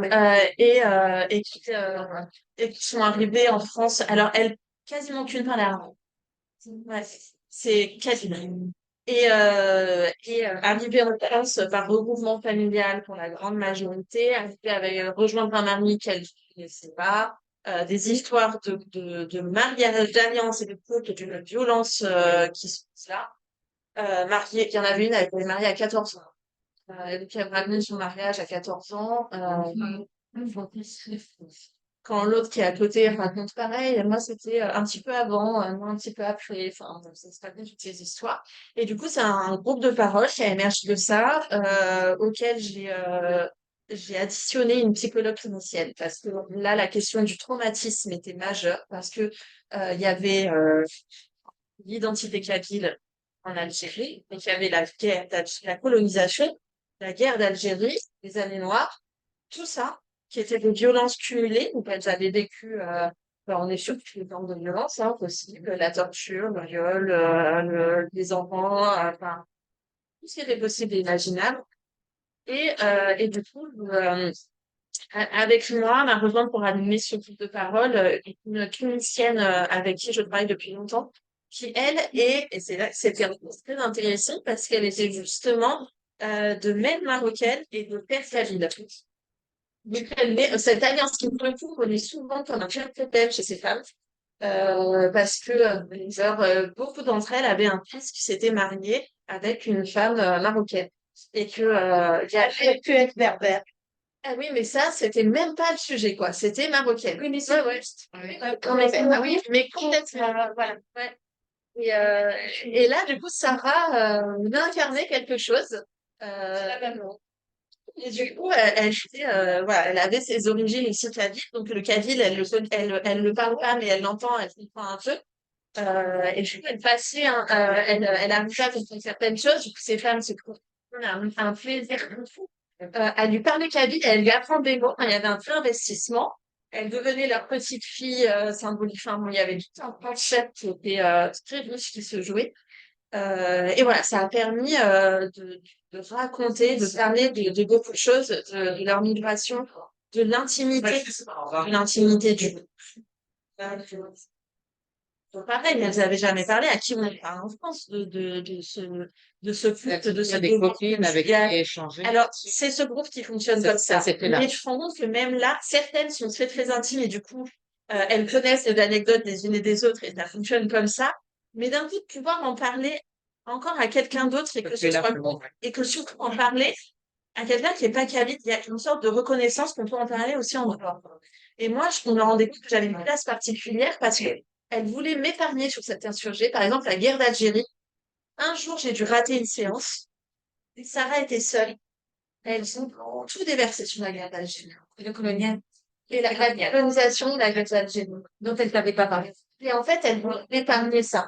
Parce que je suis blanche française et qu'elle voulait pas me dire combien, en fait, mon pays avait été ouvert sur elle. Ouais. Donc, quand je suis venue la séance d'après, avec Sarah, on n'a pas laissé ça vraiment comme ça. Et on en a reparlé. En disant, mais moi, je sais, je leur ai dit, je sais, en fait, tout ça. Enfin, c'est important que vous puissiez me le dire à moi aussi. Donc, on a pu, voilà, on a levé le tabou. Et c'était très important qu'elle puisse y revenir. Donc, il y avait un sujet énorme là-dessus. Euh, donc, et la question, donc moi, je me rendais compte que justement, en tant que blanche française, j'avais une place particulière et que Sarah en avait une autre, que ça fonctionnait très bien, que ce soit nous deux dans ce duo-là. On a amené des contes et alors, c'était magique parce que moi, les images fonctionnaient hyper bien. J'avais essayé un peu le petit documentaire sur les tatouages parce qu'elles étaient fascinées par les tatouages. Aucune n'en avait, mais toutes avaient des grands-mères qui en avaient et il y avait ce tabou du papa. Elles avaient jamais posé la question des significations de ces tatouages. Donc là, on arrivait avec des sœurs qui venaient et on expliquait le pourquoi, les significations. Donc elles étaient fascinées. Ça a duré des séances autour des tatouages de faire. Et mais le film, ça marchait pas, c'est pas. On est arrivé avec des contes. Et là, pareil, moi, c'est la prise de conscience aussi, ben, c'est des générations qui ont grandi avec l'oralité. Donc, elles ont grandi avec les contes. Elles réagissaient aux contes comme moi, je réagis à des films, en fait. Ben, oh, mais non, ah, c'est pas bien ça. Enfin, c'était vraiment des réactions qui sortaient du corps, qui sortaient. Elles étaient dans le conte et elles réagissaient à tout. Et elles répondaient aux contes par d'autres contes. Oui. C'était vraiment génial. C'était des séances où le conte, on a investi. Hein. Et elles amenaient plein de choses à travers le conte. Et parce qu'en fait, elles ont grandi avec ça. Donc, elles réagissent très fortement et elles font pur amener plein de choses. Et la question de l'intimité, de la sexualité est venue là-dedans avec le peu de la migration là-dedans qui permettait de se détacher aussi des relations des belles-sœurs, des belles-mères et de devenir d'un coup, ben voilà, enfin, c'est nous, seule femme qui était à la fois un piège et à la fois une possibilité pour certaines aussi de se libérer. Et cette jouissance de l'âge vieillissant et à la vieillesse de dire au mari, tu me touches plus. Non, non, c'est moi qui décide. C'est ton problème. Un problème là. Non. Et c'était une liberté d'un coup, un renversement du pouvoir. Il y en a pas qui ont été interdites de venir parole par les mâles. Alors, non, il y en a. C'est pas le mari, c'est le fils qui était très attentif. Ah oui. Et qui venait un peu faire attention. Et sinon, en fait, elles étaient vraiment aidées par l'âge qu'elles avaient, ou à l'âge qu'elles avaient. Bah, vu qu'elles étaient vieilles, elles sont plus considérées comme femmes, enfin voilà, qui avaient cette procréation, comme la normalité,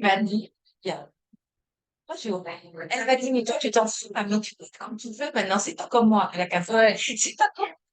Je pense, attention, plein de trucs, tu t'en fous, tu peux être comme tu veux. Chez moi, je regarde. Je me suis dit, pareil, à la maison de ma grand-mère. Mais quelle chance, en fait, c'est que ça, c'est moi, mais il a un peu la chance. Et c'était ce qui était intéressant, qui faisait le lien avec moi, qui n'était pas. Mais en fait, je leur ai dit, mais c'est pas vrai, c'est pas ma femme. Et elle, c'était vraiment d'un coup le changement d'autorité. En fait, maintenant, c'est moi la chef, quoi. C'est vrai que tu m'en as fait baver pendant des années.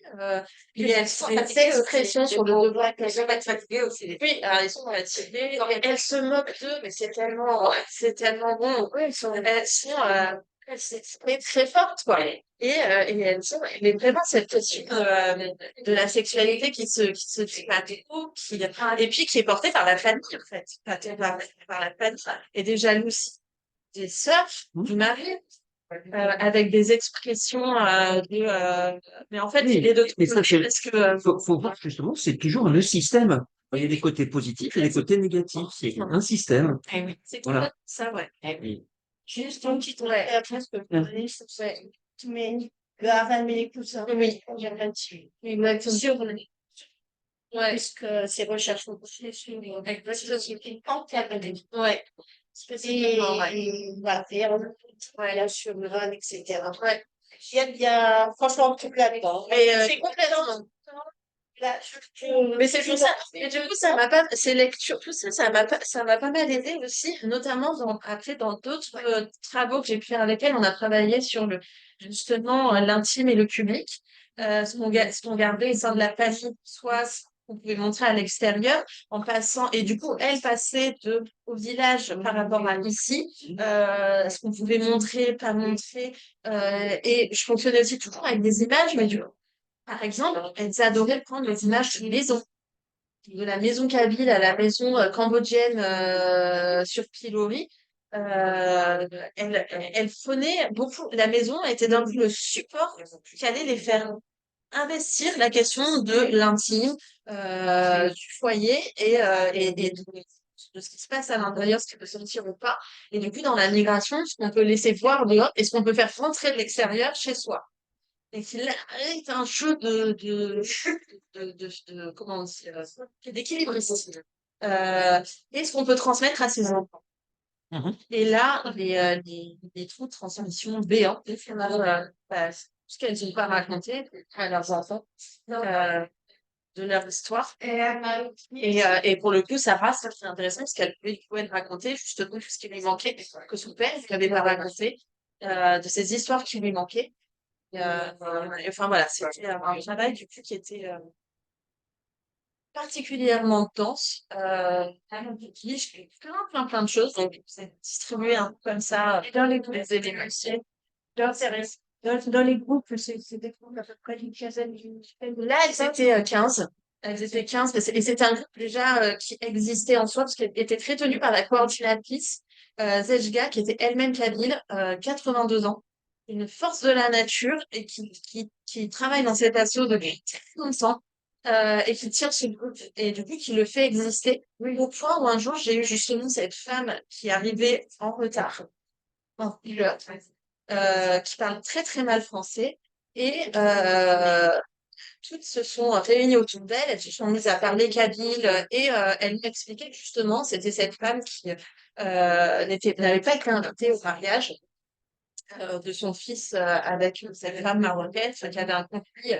Et il y avait vraiment une souffrance extrême. Et en fait là, c'était le groupe qui faisait sa fonction pour le coup de groupe thérapeutique. Elles l'ont porté et je me suis complètement mise en retrait. Je les ai laissées gérer cette situation parce que c'est ce qu'elles faisaient, c'est ce qu'elles avaient toujours fait, que là, elles avaient absolument pas besoin de moi. Et du coup, elles ont accompagné cette femme, elles l'ont parlé, elles l'ont calmée, euh, et je les ai laissées faire. Mais ça a marché aussi parce que ce groupe existe en soi. Et le groupe se réunissait toutes les semaines. Là, elles sont toutes les semaines, ouais, elles sont toutes les semaines. Et aussi, il y a une régularité, les gens viennent toujours, parce que par exemple, moi j'ai vu dans l'expérience de Fleur, les gens venir? Enfin, Alors, pour ce est-ce qui qu'il y a est une de femmes clinique? kabyles, il y a une énorme régularité. Elles sont toujours là, mais parce que ce groupe a vraiment une influence énorme pour elles. Au-delà de moi, mes ateliers, de ce qu'on pouvait proposer dans cet espace. En revanche, dans les cours de langue française, c'est beaucoup plus fluctuant. C'était un an, je les voyais 2 fois. Comme ça, 2 fois, j'avais le même groupe et ensuite, je passais à un autre. Je les voyais 2 fois. La vraie question qui se posait, c'est comment on utilise ce travail parce qu'en fait, c'est pas des données sur la popularité parce qu'ils sont pris dans une réalité qui fait qu'on peut plus.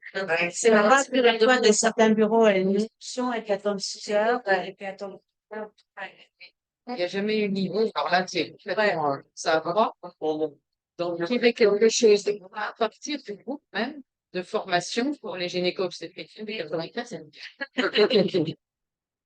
Oui, je pensais J'en connais quelques-uns. c'est une sage-femme de Vienne.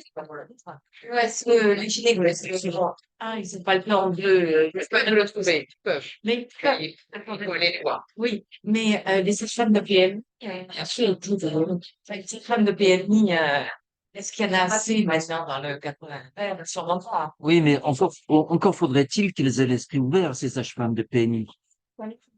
Ça dépend, hein. Parfois. Ça dépend. Il y en a des, il y en a des. oui, est-ce que les gynécos Ouais. Mais je crois que les gens- D'accord, lesquels, oui, pas. Mais c'est vrai que ce sont des volontés voilà. Oui. Des personnes. C'est complètement intellectuel. Oui. Il y a pas un traitement. Tu Tu dois les mettre en position de. oui. Elles ont des choses à leur avoir. Ouais. Enfin, je sais pas. Mais après, Mais c'est pas si, mais évident, hein. je suis d'accord. Après, j'ai quitté Ethno. Oui.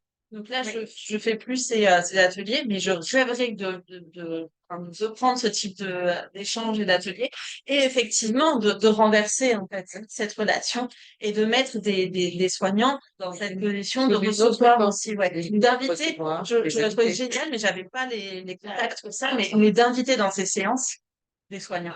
Tu aurais, Oui, mais alors, enfin, attends, appris il faut faire Ouais. attention, faire attention. D'une part, parce que ton groupe est déjà constitué. Ouais.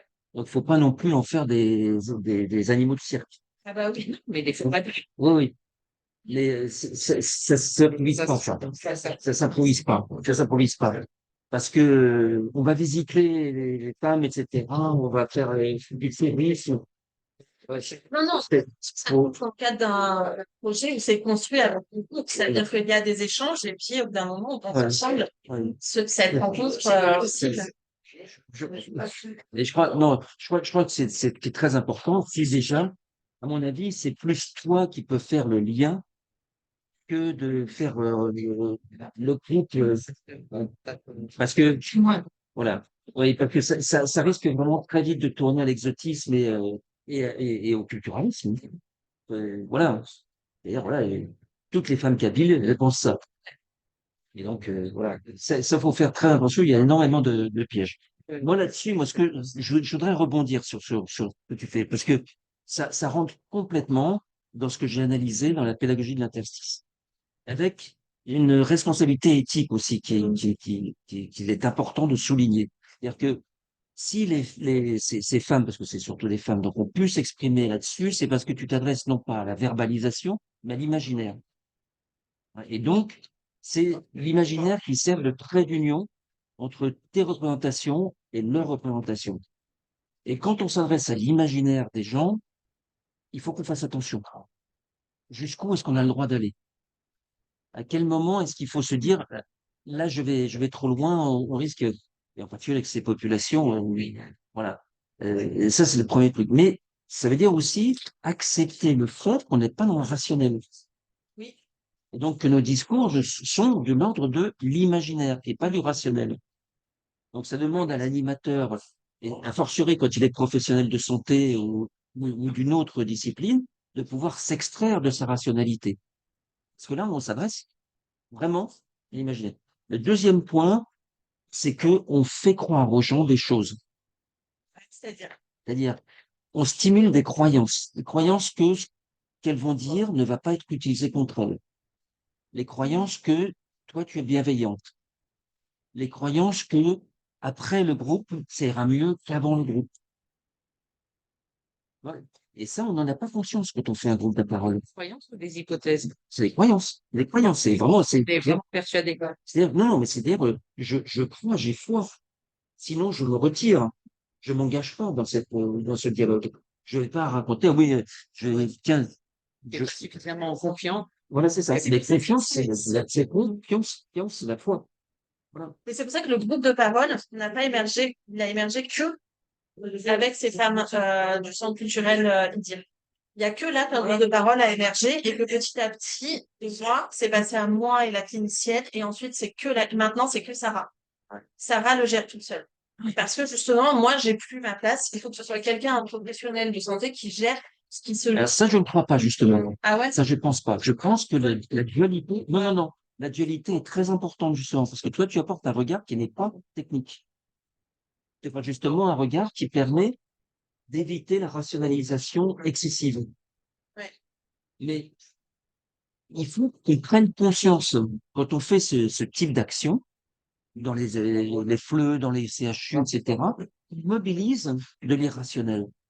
Et il faut vraiment en avoir conscience pour justement se borner. C'est-à-dire, là, stop, on arrête. Parce que sinon, après, on peut tout de suite dériver sur la clinique et bon, c'est pas du tout l'objectif. L'objectif, c'est de communiquer entre représentations. Après, non, là, toi, tu as pas utilisé d'autres pratiques artistiques que celle-là. Là, ouais, c'était pas l'objet. J'ai pas. Mais quand on utilise d'autres pratiques, par exemple le graphe, le théâtre ou d'autres choses, il y a d'autres éléments qui se mobilisent, qui sont la corporéité, la sensorialité, etc., avec des spécificités là aussi, dont il faut avoir conscience et qu'il faut pouvoir aussi maîtriser. Alors, ça, c'est très important. C'est très important parce que ça nous donne, des éléments de contrôle de ce qu'on fait, en disant il faut qu'on soit bien réflexif. On fait pas n'importe quoi, parce qu'on mobilise des choses qui sont quand même importantes. Et deuxièmement, ça nous permet aussi d'avoir un suivi et une évaluation de nos actions, un suivi et une évaluation de ce qu'on fait. C'est-à-dire, là, ça a marché, là, ça n'a pas très bien marché, là, c'est bon. Qu'est-ce qui s'est passé en cours de temps, en cours de route, en temps réel. Et ça, c'est très, très important. Très important. Évaluation, on veut dire que ça partirait de l'idée qu'on maîtrise tous les facteurs, enfin qu'on a conscience de tous les facteurs. Or, je pense que ce qui fait que ça marche ou pas nous échappe. Eh ben, justement, c'est là la méthodologie que je propose. Mais j'y crois pas. Ah bah, Parce qu'il y a plein de choses dans ce qui se passe chez telle personne à tel moment, ce qui se passe dans la dynamique de groupe à tel moment, qu'on ne maîtrise pas d'une part, mais qu'on peut éventuellement même pas connaître. je n'y crois pas, mais ça marche. Il faut se donner les moyens. Je l'ai démontré en centre éducatif fermé, je l'ai démontré en centre d'hébergement d'urgence, en centre de détention, en CHRS. Non, En il dit qu'il y avait aucun contrôle possible. Non, non, c'est pas un contrôle. Enfin, C'est une évaluation. Une prise de conscience. c'est une prise de conscience, c'est ça. Ok. Et une observation. Et une observation, ok, mais en laissant de la part de. Les choses sont reprises derrière moi. Je m'en fous. Ouais, bien sûr. Mais, Ça ne veut pas dire qu'on a Avec chacun. mais ce qui est important dans ce type de choses, c'est aussi d'avoir des observateurs extérieurs. Des observateurs extérieurs qui permettent, parce que quand on reprend spontanément, on a tendance à ne reprendre que les choses qui, on a soi-même perçu. on a soi-même perçues. Mais quand on a un observateur extérieur, oui, voilà. Mais c'est pas de la démarche de soin. On fait pas de la thérapie. C'est de l'accompagnement et c'est de l'interculturalité au sens le plus fort du terme. Entre les générations, entre les sexes, voilà. Et tous les éducateurs. Oui, oui. Ce soit, c'est pas du travail dans ce Mais, vous prenez un. oui. Mais tous les éducateurs, tous les gens qui font ce genre de choses, ils savent qu'il y a des moments où ça marche, des moments où ça marche pas. Mais le gros problème, c'est que c'est une boîte noire. Ce que tu décris, c'est une boîte noire. Bon, mais c'est l'intérieur de cette boîte noire. Mais si justement, c'est là où il faut se donner les moyens d'avoir une réflexivité en amont et en aval sur ces différentes dimensions. L'imaginaire, qu'est-ce qui on fait rêver? Les croyances, à quoi est-ce qu'on fait croire les gens? La sensorialité, quelle dimension tactile, d'odeur, etc. Quand on parle d'un poulet rôti, là, tout d'un coup, vous allez avoir faim, etc. Pardon? Oui, mais justement, il n'y a rien que l'odeur. Tu vois? Donc la corporalité, la sensorialité, les émotions qu'on génère, et ensuite le sentiment d'appartenance, parce que là, ton groupe est déjà constitué, donc il y a un sentiment d'appartenance qui est très fort, qui va. Avec mon identité sociale. Oui, oui, Ouais. oui. Alors, ce qui est peut-être, ça se cristallise et ça peut être un écueil. Ça peut être un écueil. L'hétérogénéité permet d'exprimer plus de choses que la stricte homogénéité. Pas du tout travaillé de la même manière avec ce là que ce que je faisais dans des groupes FLE qui étaient justement très vite racial. Et c'est pour ça aussi que j'ai associé Sarah, parce que très vite, il y a eu vraiment une question de travailler autour de elles, leur histoire commune, de leur trajectoire migratoire, de leur histoire et de ce qu'elles pouvaient se raconter de village en village, enfin, de travailler avec un groupe qui existait déjà autour d'une identité qu'elles se reconstruisaient à l'intérieur du monde. C'est-à-dire qu'une identité qu'elles se retraduisaient entre elles.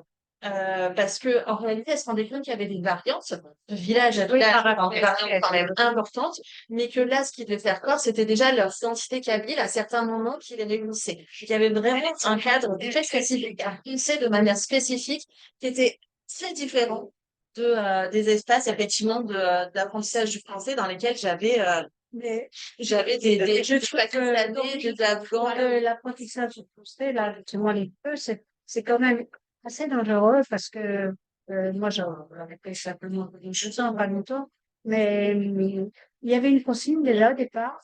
Je ne devais pas leur poser de questions sur leur vie, sur leur Avec quoi tu travailles? D'accord. et une imposition, vraiment une imposition, bon, le français, bien sûr, le français, Oui. ça, mais commençant par les codes de qualité, ça fait vraiment une imposition il faut penser comme ça. Normativité. C'est Oui. très Une normatif. normativité. Et je trouve que moi, j'ai trouvé ça tellement dangereux que, Oui, oui. Tout à fait. Non, c'est pas que de la langue. alors que tu, Ouais. donc, cette injonction de ne pas leur demander d'où ils venaient, j'ai trouvé ça mais complètement dingue. Bon, non, Parce on que, peut, mais, non, mais mais Jacqueline, on peut se dire aussi, l'éducation, tu non, donnes, non, mais tu donnes. attends, Jacqueline, Donc, c'est on pas- peut se dire que si chaque bénévole fait le tour de table chaque fois devant les mecs et les nanas qui sont là, ça finit par être, non, mais ça, c'est une communication. oui, mais c'est quand même, ça finit par être lassant quand tu es dans ces groupes-là. Quand je vois avec les étudiants, Ça vous trouve. les étudiants nous disent, quand on a chaque fois un intervenant différent, C'est qu'il y a un turnover, pourquoi il y a autant de professionnels qui gravitent autour de ces groupes? Parce qu'effectivement, tu trouves l'attache au professionnel, elle peut pas se faire. Et moi, le coup où ça marchait, c'est que j'avais effectivement un professionnel qui était là. Et puis, il y avait un vrai lien de confiance, un lien affectif, un lien de confiance qui se nouait. Et dans, justement, ces groupes qui sont avec des origines, des langues très différentes, qui vont se passer des choses.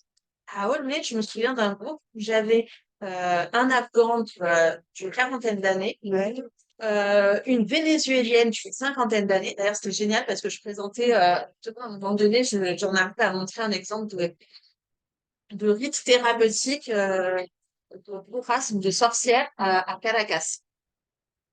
Et là, cette femme, Rosa, elle s'appelait, elle vient, elle fait, c'est non, c'est Yo soy. Je fais je rescate, yo soy. Et en fait, elle était elle-même la sorcière et ces sorciers que je montrais dans ces pratiques thérapeutiques avec ses visiteurs. Ben, en fait, elle était initiée à la Maria Luisa, elle était initiée à la à la Sainte-Émile. Elle était, et en France, elle était intégrée dans la communauté cubaine où elle donnait des soins à Sainte-Émile. Et d'un coup, je l'avais, mais elle a raconté un peu au couple, et surtout, au-delà de ça, cette suite, d'accord. non, c'était vraiment, Non, c'est vraiment un super moment. Et du coup, elle parlait pas français, donc je faisais la traduction. Et ça, c'est génial aussi, tu vois, faire de la traduction. On maîtrise approximativement. Donc là, je faisais traduction espagnol, français pour des gens qui parlent pas français, mais qui parlent encore moins espagnol. Et elle était super amie avec l'Afghan, une quarantaine d'années. Donc l'Afghan parlait pas un mot d'espagnol, elle parlait pas un mot de dari. Mais alors, c'était comme cuir et chemise, inséparables. Ils se marraient pendant tout l'atelier, ils se faisaient des blagues. Je sais même pas comment est-ce qu'on sonnait. C'était inséparable. Et c'était vraiment une relation très forte. La barrière de la langue était dépassée par un lien affectif hyper fort qui faisait que quand l'un était là, la l'autre était là aussi. Et voilà, et ils se chamaillaient, et ils riaient, et ils s'entendaient, ils se connaissaient très bien. Et ils parlaient aucune langue, aucun aucun. Mais c'était, enfin voilà, il y a des choses, oui, quelque chose, oui. Mais moi, c'est dans leur personnalité, Voilà. ça matchait. Et, voilà, et lui, je m'en souviens, lui, il parlait de la, il était afghan, d'Army, et il parlait de, ça s'appelle, la drogue, Laquelle drogue? Tu as plein de drogues. oui, oui, mais bien chargé, là, qui est pour, qui on va plafonner à 10 000. Kétamine? Non, non, la kétamine, ça excite au contraire, hein, qui fait, Le LSD? l'opium. Ah, l'opium. Ah oui, non, l'opium. C'est la banque. Le nord. Ouais, super. Il se chargeait à l'opium en Afghanistan. Oui, Son oui. poignet, c'était, il se Oui. chargeait à l'opium. Et du coup, là, il avait plus d'opium, il était perdu. Ah, bah, Et nous, on était là, oui, bah oui, bah oui. C'est la production afghane, La hein. plus grosse. Bah oui. Mais du coup, c'était intéressant d'avoir là, enfin, c'est son médicament, en fait, il se chargeait à Oui. grosse dose d'opium, et en arrivant en France, il n'a pas d'opium. Et il s'est, et Morphino-dépendant. pourtant, il en a vécu, et il avait vécu des choses très, très traumatisantes. Enfin, il y avait c'était quelqu'un à la fois de très drôle, très humain, mais en même temps, une grande fragilité. Et c'était pas anodin qu'il se retrouve très copain avec celle qui était en fait thérapeute de la santé mentale. Enfin, je sais pas. Il y a un truc qui se passait entre les deux. Et lui était très, très, je sais pas. Ça restera un mystère jamais résolu. On ne saura pas. Comme dirait mon père, cela ne te regarde pas. Et c'est marrant parce que j'ai eu 2 fois comme ça des expériences de communication à travers une langue qu'aucun des deux ne parle correctement. Ouais. Qu'aucun des deux ne maîtrise même Ouais. au-delà de 3-4 mots. Ouais. Et c'est très intéressant, ça permet de parler de choses dont on ne se parlerait pas dans une langue C'est vrai. réelle. C'est vrai. C'est comme si ça donnait à chacun une espèce de distance La langue qui permet d'aborder un sujet touchy. C'est le non-verbal. Ben, et c'est en même temps quelques mots qui permettent de dire des choses quand Parce même, qu'il relève pas de son intime. Voilà. C'est des mots dans une langue qui n'est pas intime, du coup, d'un qui coup, permet de dire un parler truc. de l'intime. Ouais, Ah, c'est ça, ouais. c'est ça. C'est assez étonnant. Écoute, Ariel, passionnant, hein? Et est-ce après, que, quand tu vas nous faire une est-ce que, exercice, pas te la non, non, mais Si. est-ce que tu veux, parce que toi, c'est difficile de prendre la parole quand tu es en visio, hein. Oui, mais ça me va très bien d'entendre et d'écouter pour l'instant. J'entends bien.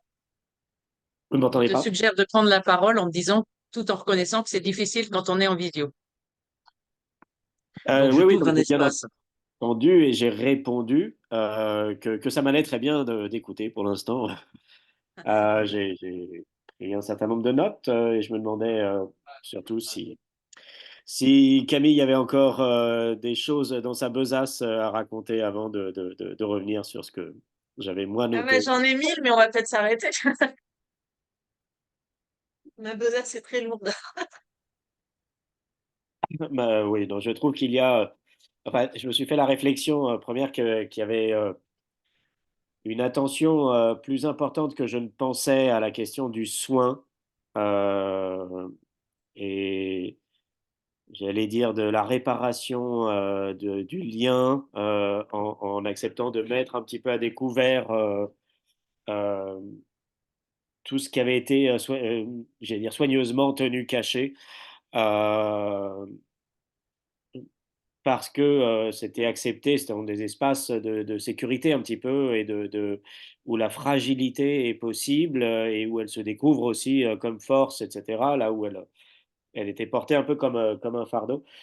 Euh, et donc ma première réflexion en connaissant un peu Camille, c'était de me rendre compte à quel point il y avait quelque chose de central dans cette dimension du soin à travers la pratique de l'interculturalité, des groupes de parole, etc., etc. Et je me dis que cumulé à l'expérience judiciaire, ça fait toute la matière pour une bonne thèse. D'abord, il y a beaucoup de choses. Non, et moi j'avais, comme il y a beaucoup de choses, je ne peux pas tout commenter. C'était la question du, j'ai noté cette phrase, tissu social qui s'est délité et qui ne soutient plus assez. euh, alors j'ai complété la matière psycho-émotionnelle, quoi. Je trouve que c'est quelque chose d'intéressant, la question du tissage, du retissage et du lien. Il y a dans cette métaphore quelque chose de très opératoire et qui déculturalise tout en saisissant la culture et le parcours individuel là où il est, spécifiquement, parce qu'il y a du collectif qu'on va co-construire en dehors de toute nécessité ou rationalité et qui est pourtant tout à fait essentiel.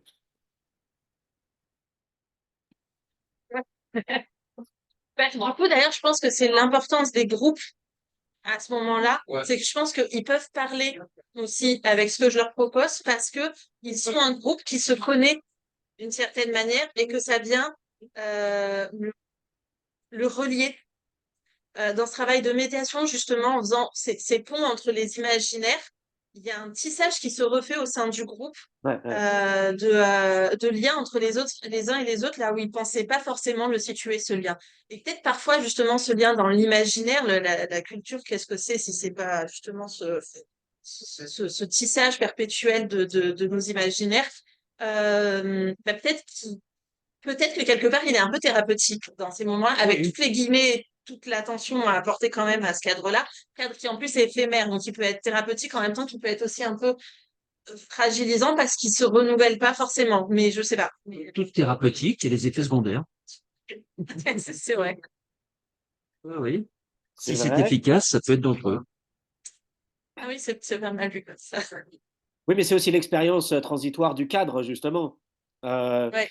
En fait, je me notais qu'il y a, il y a dans cette question du soin qui n'est ni purement médical au sens allopathique, ni purement psychologique au sens thérapeutique, justement, il y avait un absent très présent, c'est la question de la psychanalyse, finalement, et de la psyché, j'ai trouvé là-dedans. Euh, et donc, ça me faisait penser à la question du cadre, qui est une nécessité, évidemment, de l'accompagnement de l'individu dans ce chemin qui est une rencontre et un accompagnement dans le cabinet du psychanalyste notamment. Et le cadre, c'est l'expérimentation du cadre et de sa fragilité. Mais comme il y a une expérience d'un cadre soutenant, on a la possibilité, je ne peux pas hurler plus si vous ne m'entendez pas, mais voilà, c'est pas grave que ce soit fragile et limité. C'est une expérience qui préexiste et qui, dès lors, est susceptible d'être reproduite et qui devient un élément structurant du parcours de l'individu, qui est l'expérience Mm. d'autre chose, dans laquelle la fragilité est aussi plus supportable et pas menaçante, y compris Mm. la fragile temporalité d'une expérience de groupe. C'est vrai. Et moi, ça me fait penser à un groupe. Là, finalement, les groupes, c'est quand même assez. On voit que vous êtes anthropologue, donc il y a faire attention, la communication, comprendre aussi un petit peu comment se.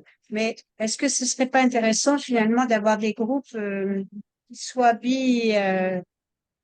bidimensionnels, avec en face des gens qui sont bien intégrés, pour avoir vraiment une interculturalité qui se développe, puisque c'est la plupart vont vivre ici, donc Alors, avoir plus, si tu veux, non, mais c'est une bonne idée. une égalité entre deux groupes qui seraient pas face à face, mais qui seraient justement pour échanger. Mm. Il y aurait des Européens, des Parisiens, je sais pas, tu vois. Oui, très bien, je vois très bien. Moi, je Le trouve que problème, alors oui, oui, non, c'est c'est une bonne idée, oui, parce mais, que, mais il faut, c'est pas faisable c'est pas faisable. dans la mesure où ça devient des conflits de normativité. Bah oui, mais c'est justement Et que, et que non, mais indéniablement, de la même façon que là, Camille s'est trouvée face à des non-dits parce qu'elle était là sur la guerre d'Algérie, la présence même d'un groupe constitué avec une appartenance culturelle plus ou moins homogène bloquerait la communication sur des choses qui sont intériorisées comme étant inférieures. ça a été Comme étant- essayé, Ah oui, oui, oui, bien sûr, c'était essayé. Oui, oui, oui, oui. parce que je trouve Et, que l'enjeu de l'interculturalité, c'est quand même ça. bien sûr, mais Essayer que les gens le problème, c'est l'autocensure. C'est l'autocensure. parce que oui, oui, mais, Euh, une petite expérience. oui. Et alors, bah, tu as bonne, Alors, une petite expérience en accueil de jour et d'accompagnement social. oui, Les accueils de jour, très rapidement, l'accueil est inconditionnel. Donc, on va avoir des personnes de toute origine. On ne demande pas, hein, on leur demande pas leur nom ni rien. oui. On est là pour écouter leurs demandes et essayer de répondre à leurs besoins. Et donc, il y a là de fait des cultures très différentes qui sont à l'image de notre société. En réalité. Et lorsque on fait des ateliers, lorsqu'il leur est proposé, bien sûr que ce sont des ateliers qui sont proposés, donc libre adhésion. Oui. Et puis les gens viennent ou ne viennent pas. Parfois, ils sont à côté en train de boire un petit café, ils voient le petit groupe dans la salle qui discute. En gros, l'expérience, elle est plutôt positive, Stéphane. Non, mais là, parce que Lorsque, ils partagent la oui, mais précarité. c'est toujours pareil, hein. Ça, c'est pas des gens. réfléchi de la part, en tout cas, des professionnels, hein. Oui, mais c'est les groupes qu'on avait fait en CHU, qu'on fait ailleurs. Mais ça, c'est la précarité. C'est pas les groupes dont Jacqueline parle. C'est vrai que il y a eu un moment, le blabla café. On a appelé l'atelier le blabla café. Ça veut dire Oui. que il y a pas de consigne, hein. Il y a pas, moi, je disais, il y a des gens du quartier. il n'y a pas de thématique liée aux addictions, liée à la parentalité. Enfin, voilà. On laisse. Mais on reste extrêmement vigilant. Par contre, ça demande vraiment une grande parce qu'il faut agir. Bien sûr, mais par rapport à ce que nous décrit Camille, les gris-gris, par exemple, ils en parleront jamais. Oui. Mais c'est Non. très riche. Non, non, mais c'est riche, mais c'est pas riche sur ces points extrêmement précis dont Camille parle. Les gris-gris, comme d'emblée, L'expérience que j'ai, beaucoup de choses dépendent de la préexistence du groupe. Euh, C'est-à-dire que là, j'avais dans ces groupes d'apprenants en langue française un groupe qui existait aussi toujours avant moi parce que ils étaient sur 6 mois d'apprentissage de français. Potentiellement, ils avaient fait 6 mois de l'année précédente. Et du coup, c'était un groupe qui, de toute façon, se connaissait, qui se voyait tous les jours parce que c'était des cours pour le quotidien et du coup, qui préexistait. Donc, il avait appris finalement à faire avec les uns et les autres. Quand j'ai fait un groupe, pour le coup, qui était sur un autre sujet, mais avec l'Amérique du Nord, et du coup, là, pour le coup, en condition d'hébergement d'urgence, où la problématique était que c'est des femmes qui vivent ensemble, qui partagent un appartement ou une maison, qui partagent un lieu de vie ensemble, parfois avec leurs enfants ou sans, et qui a des vrais soucis de cohabitation, que ça se passe pas bien, que les professionnels y voient de l'intolérance culturelle des unes envers les autres. Enfin, bon, que là-dessus, les professionnels voient de l'action de sorcellerie, ça les panique, c'est tout ça. Donc, bon, c'est son travail à faire avec les professionnels, mais c'est autre chose. Et là, je crée cet espace, ouais, je crée cet espace du coup avec des femmes et il se trouve que il est fréquenté essentiellement par des femmes subsahariennes. Pourtant, il y a une forte proportion de femmes maghrébines qui sont accueillies.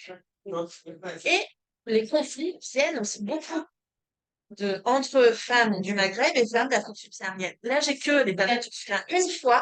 Une fois, j'ai eu une femme algérienne qui était là avec le reste du groupe.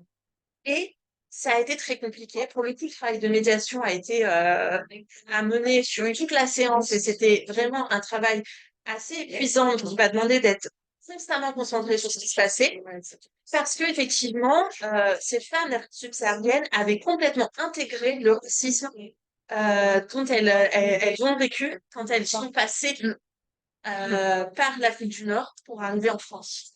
Et que du coup, elles ont peur de ce racisme et que cette femme algérienne, pour le coup, avait un regard, donc, et elle faisait exprès de venir la titiller sur des pratiques alimentaires, de leur dire, bah, moi, au village, je mange les rats.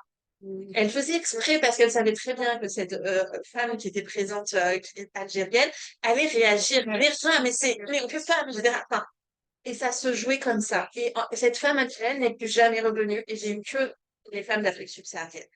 Et là, parce qu'en fait, ce groupe ne préexistait pas à mon atelier. Et que moi, dans mon atelier, je ne pouvais pas créer ce groupe. Parce que il aurait fallu, du temps, il aurait fallu des années de rencontres pour pouvoir passer ce truc-là. C'était pas possible.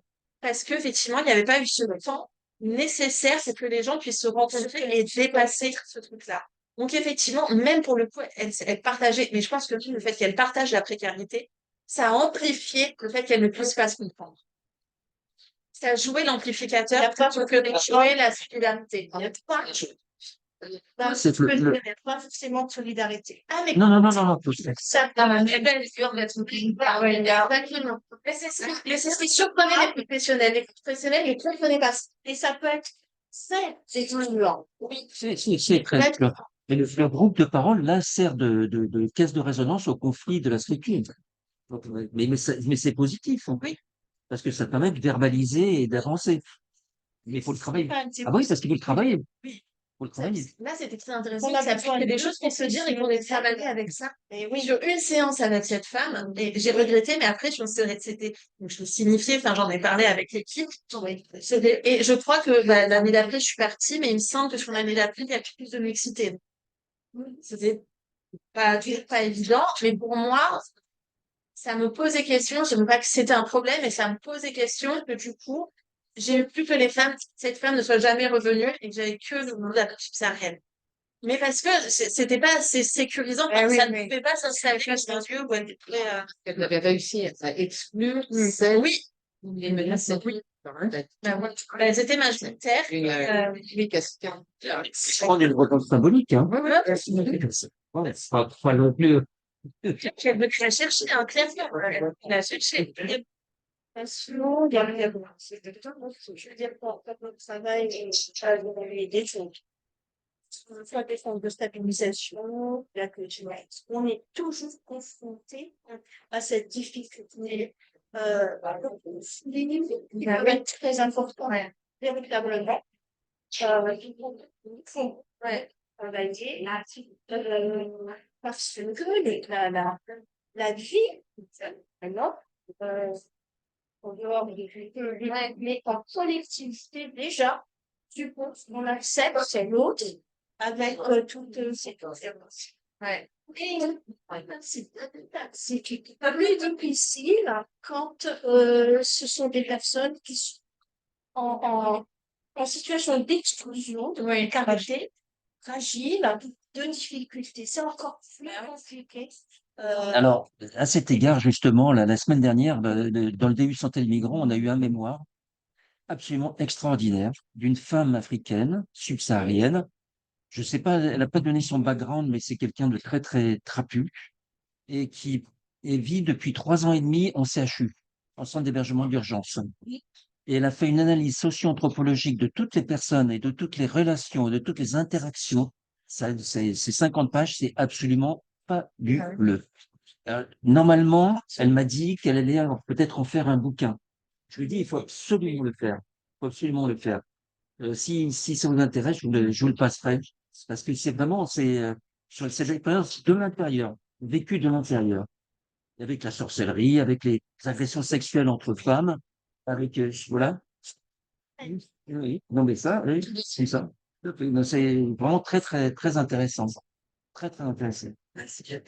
On vient de 18.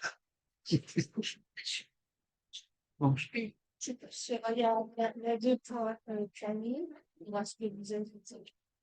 Euh, Est-ce que je pose vraiment la question, est-ce que le fait, par contre, ça annule totalement.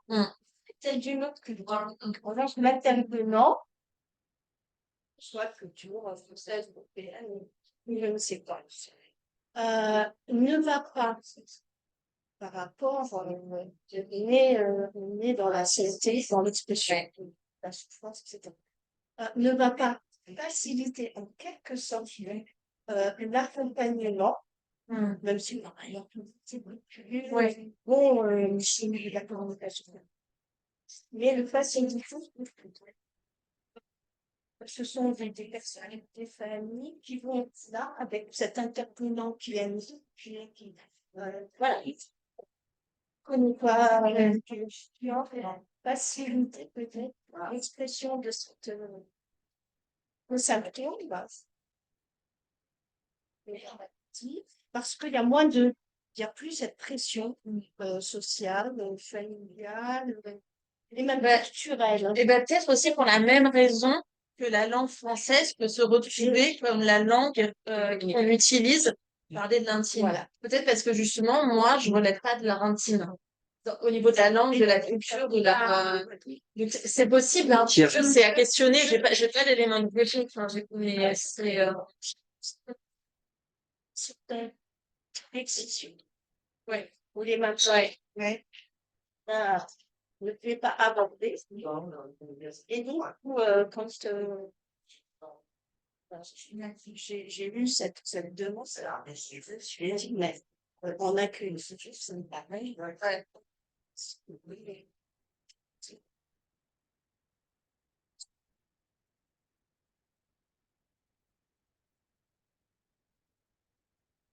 Mais oui, les institutions, de tout ça, je suis totalement en dehors. Et en plus, voilà, c'est aussi un projet. Maintenant, j'aurais quelqu'un, voilà, et quelqu'un que je vois, rien. Et là, c'est là. oui, du moment en dehors aussi de ce mariage symbolique. Mais oui, et là, j'étais avec ma fille, la famille, je suis sous pression, elle est grandeur. Moi, je suis ouais, j'ai eu ça.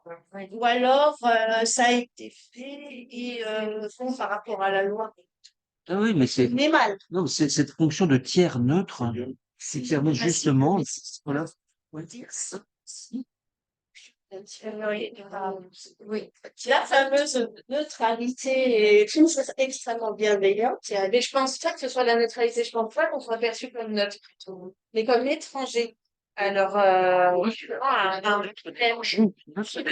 peut-être des enjeux. Voilà, mais je mettrais un silence parce qu'il n'est pas, voilà, on sait quand même, C'est oui, il va me dire à tous. il note des enjeux, mais je pense aussi que tout à fait sûr notre rôle, c'est psychologue clinicienne, d'une certaine façon, c'est comme ceci. Parce que oui, on a mis bien des bénévoles et bon, enfin, on vient faire des bénévoles, là. Mais pour avoir des quelqu'un de bénévole dans une association, c'est pas ça, c'est horrible. C'est des bénévoles, c'est des puis je leur demande. Bon, je crois aussi que votre formation fait que, d'une certaine façon, alors je sais pas si c'est possible ça, mais le fait que sent que vous êtes aussi complètement formé à l'écoute, voilà. Voilà. Et je crois que sentiment bien que peut-être d'un médecin, d'une bénévole, ils n'auront pas la même expérience. Parce que, bon, dans ce que vous pouvez transmettre, sociologue, dans ce que vous pouvez transmettre de toute votre répertoire, vous pouvez trouver cette neutralité sans enjeu. Ouais. Qui est pas- Oui, on va peut-être conclure, là. Parce que, je sais pas, Armel, on n'a pas joué avec les photos, mais il est déjà midi, là. Et c'est vrai que, bon, merci beaucoup, Camille. Merci. Et puis, merci. Oui, et puis on continue la discussion et on continue les choses. Et si tu veux envoyer des documents, des choses comme ça pour mettre sur le site internet, n'hésite pas. Merci Ariel. Non, ben, merci à vous et à Camille. C'est terrible, maintenant je m'entends en écho. J'aurais bien rebondi sur cette question de la neutralité, mais c'est pas grave, on va la laisser en suspens et on y reviendra. Je Ouais. pense que Oui. Ça prend l'objet d'un samedi entier. c'est ça. Et puis, donc, on se tient au courant pour le mois de novembre. Absolument. Ouais, ouais, Et ouais. puis, là, parce que là, il commence à y avoir beaucoup de bruit, là. Écoute, ça va Donc, vous êtes encore. obligé de lever un petit peu. Je suis content d'avoir entendu que c'était fonctionnel sur ce mode aussi. Du point de vue de celui qui est en Campagne des équipe. équipes, oui, À bientôt, Ariel. Hormis pour les photos, en effet. Ciao, Bonne ciao. journée, bon week-end et à la prochaine avec plaisir, évidemment. la situation, À bientôt. j'ai C'est pensé plus que c'est personnel. vraiment dire votre Ariel.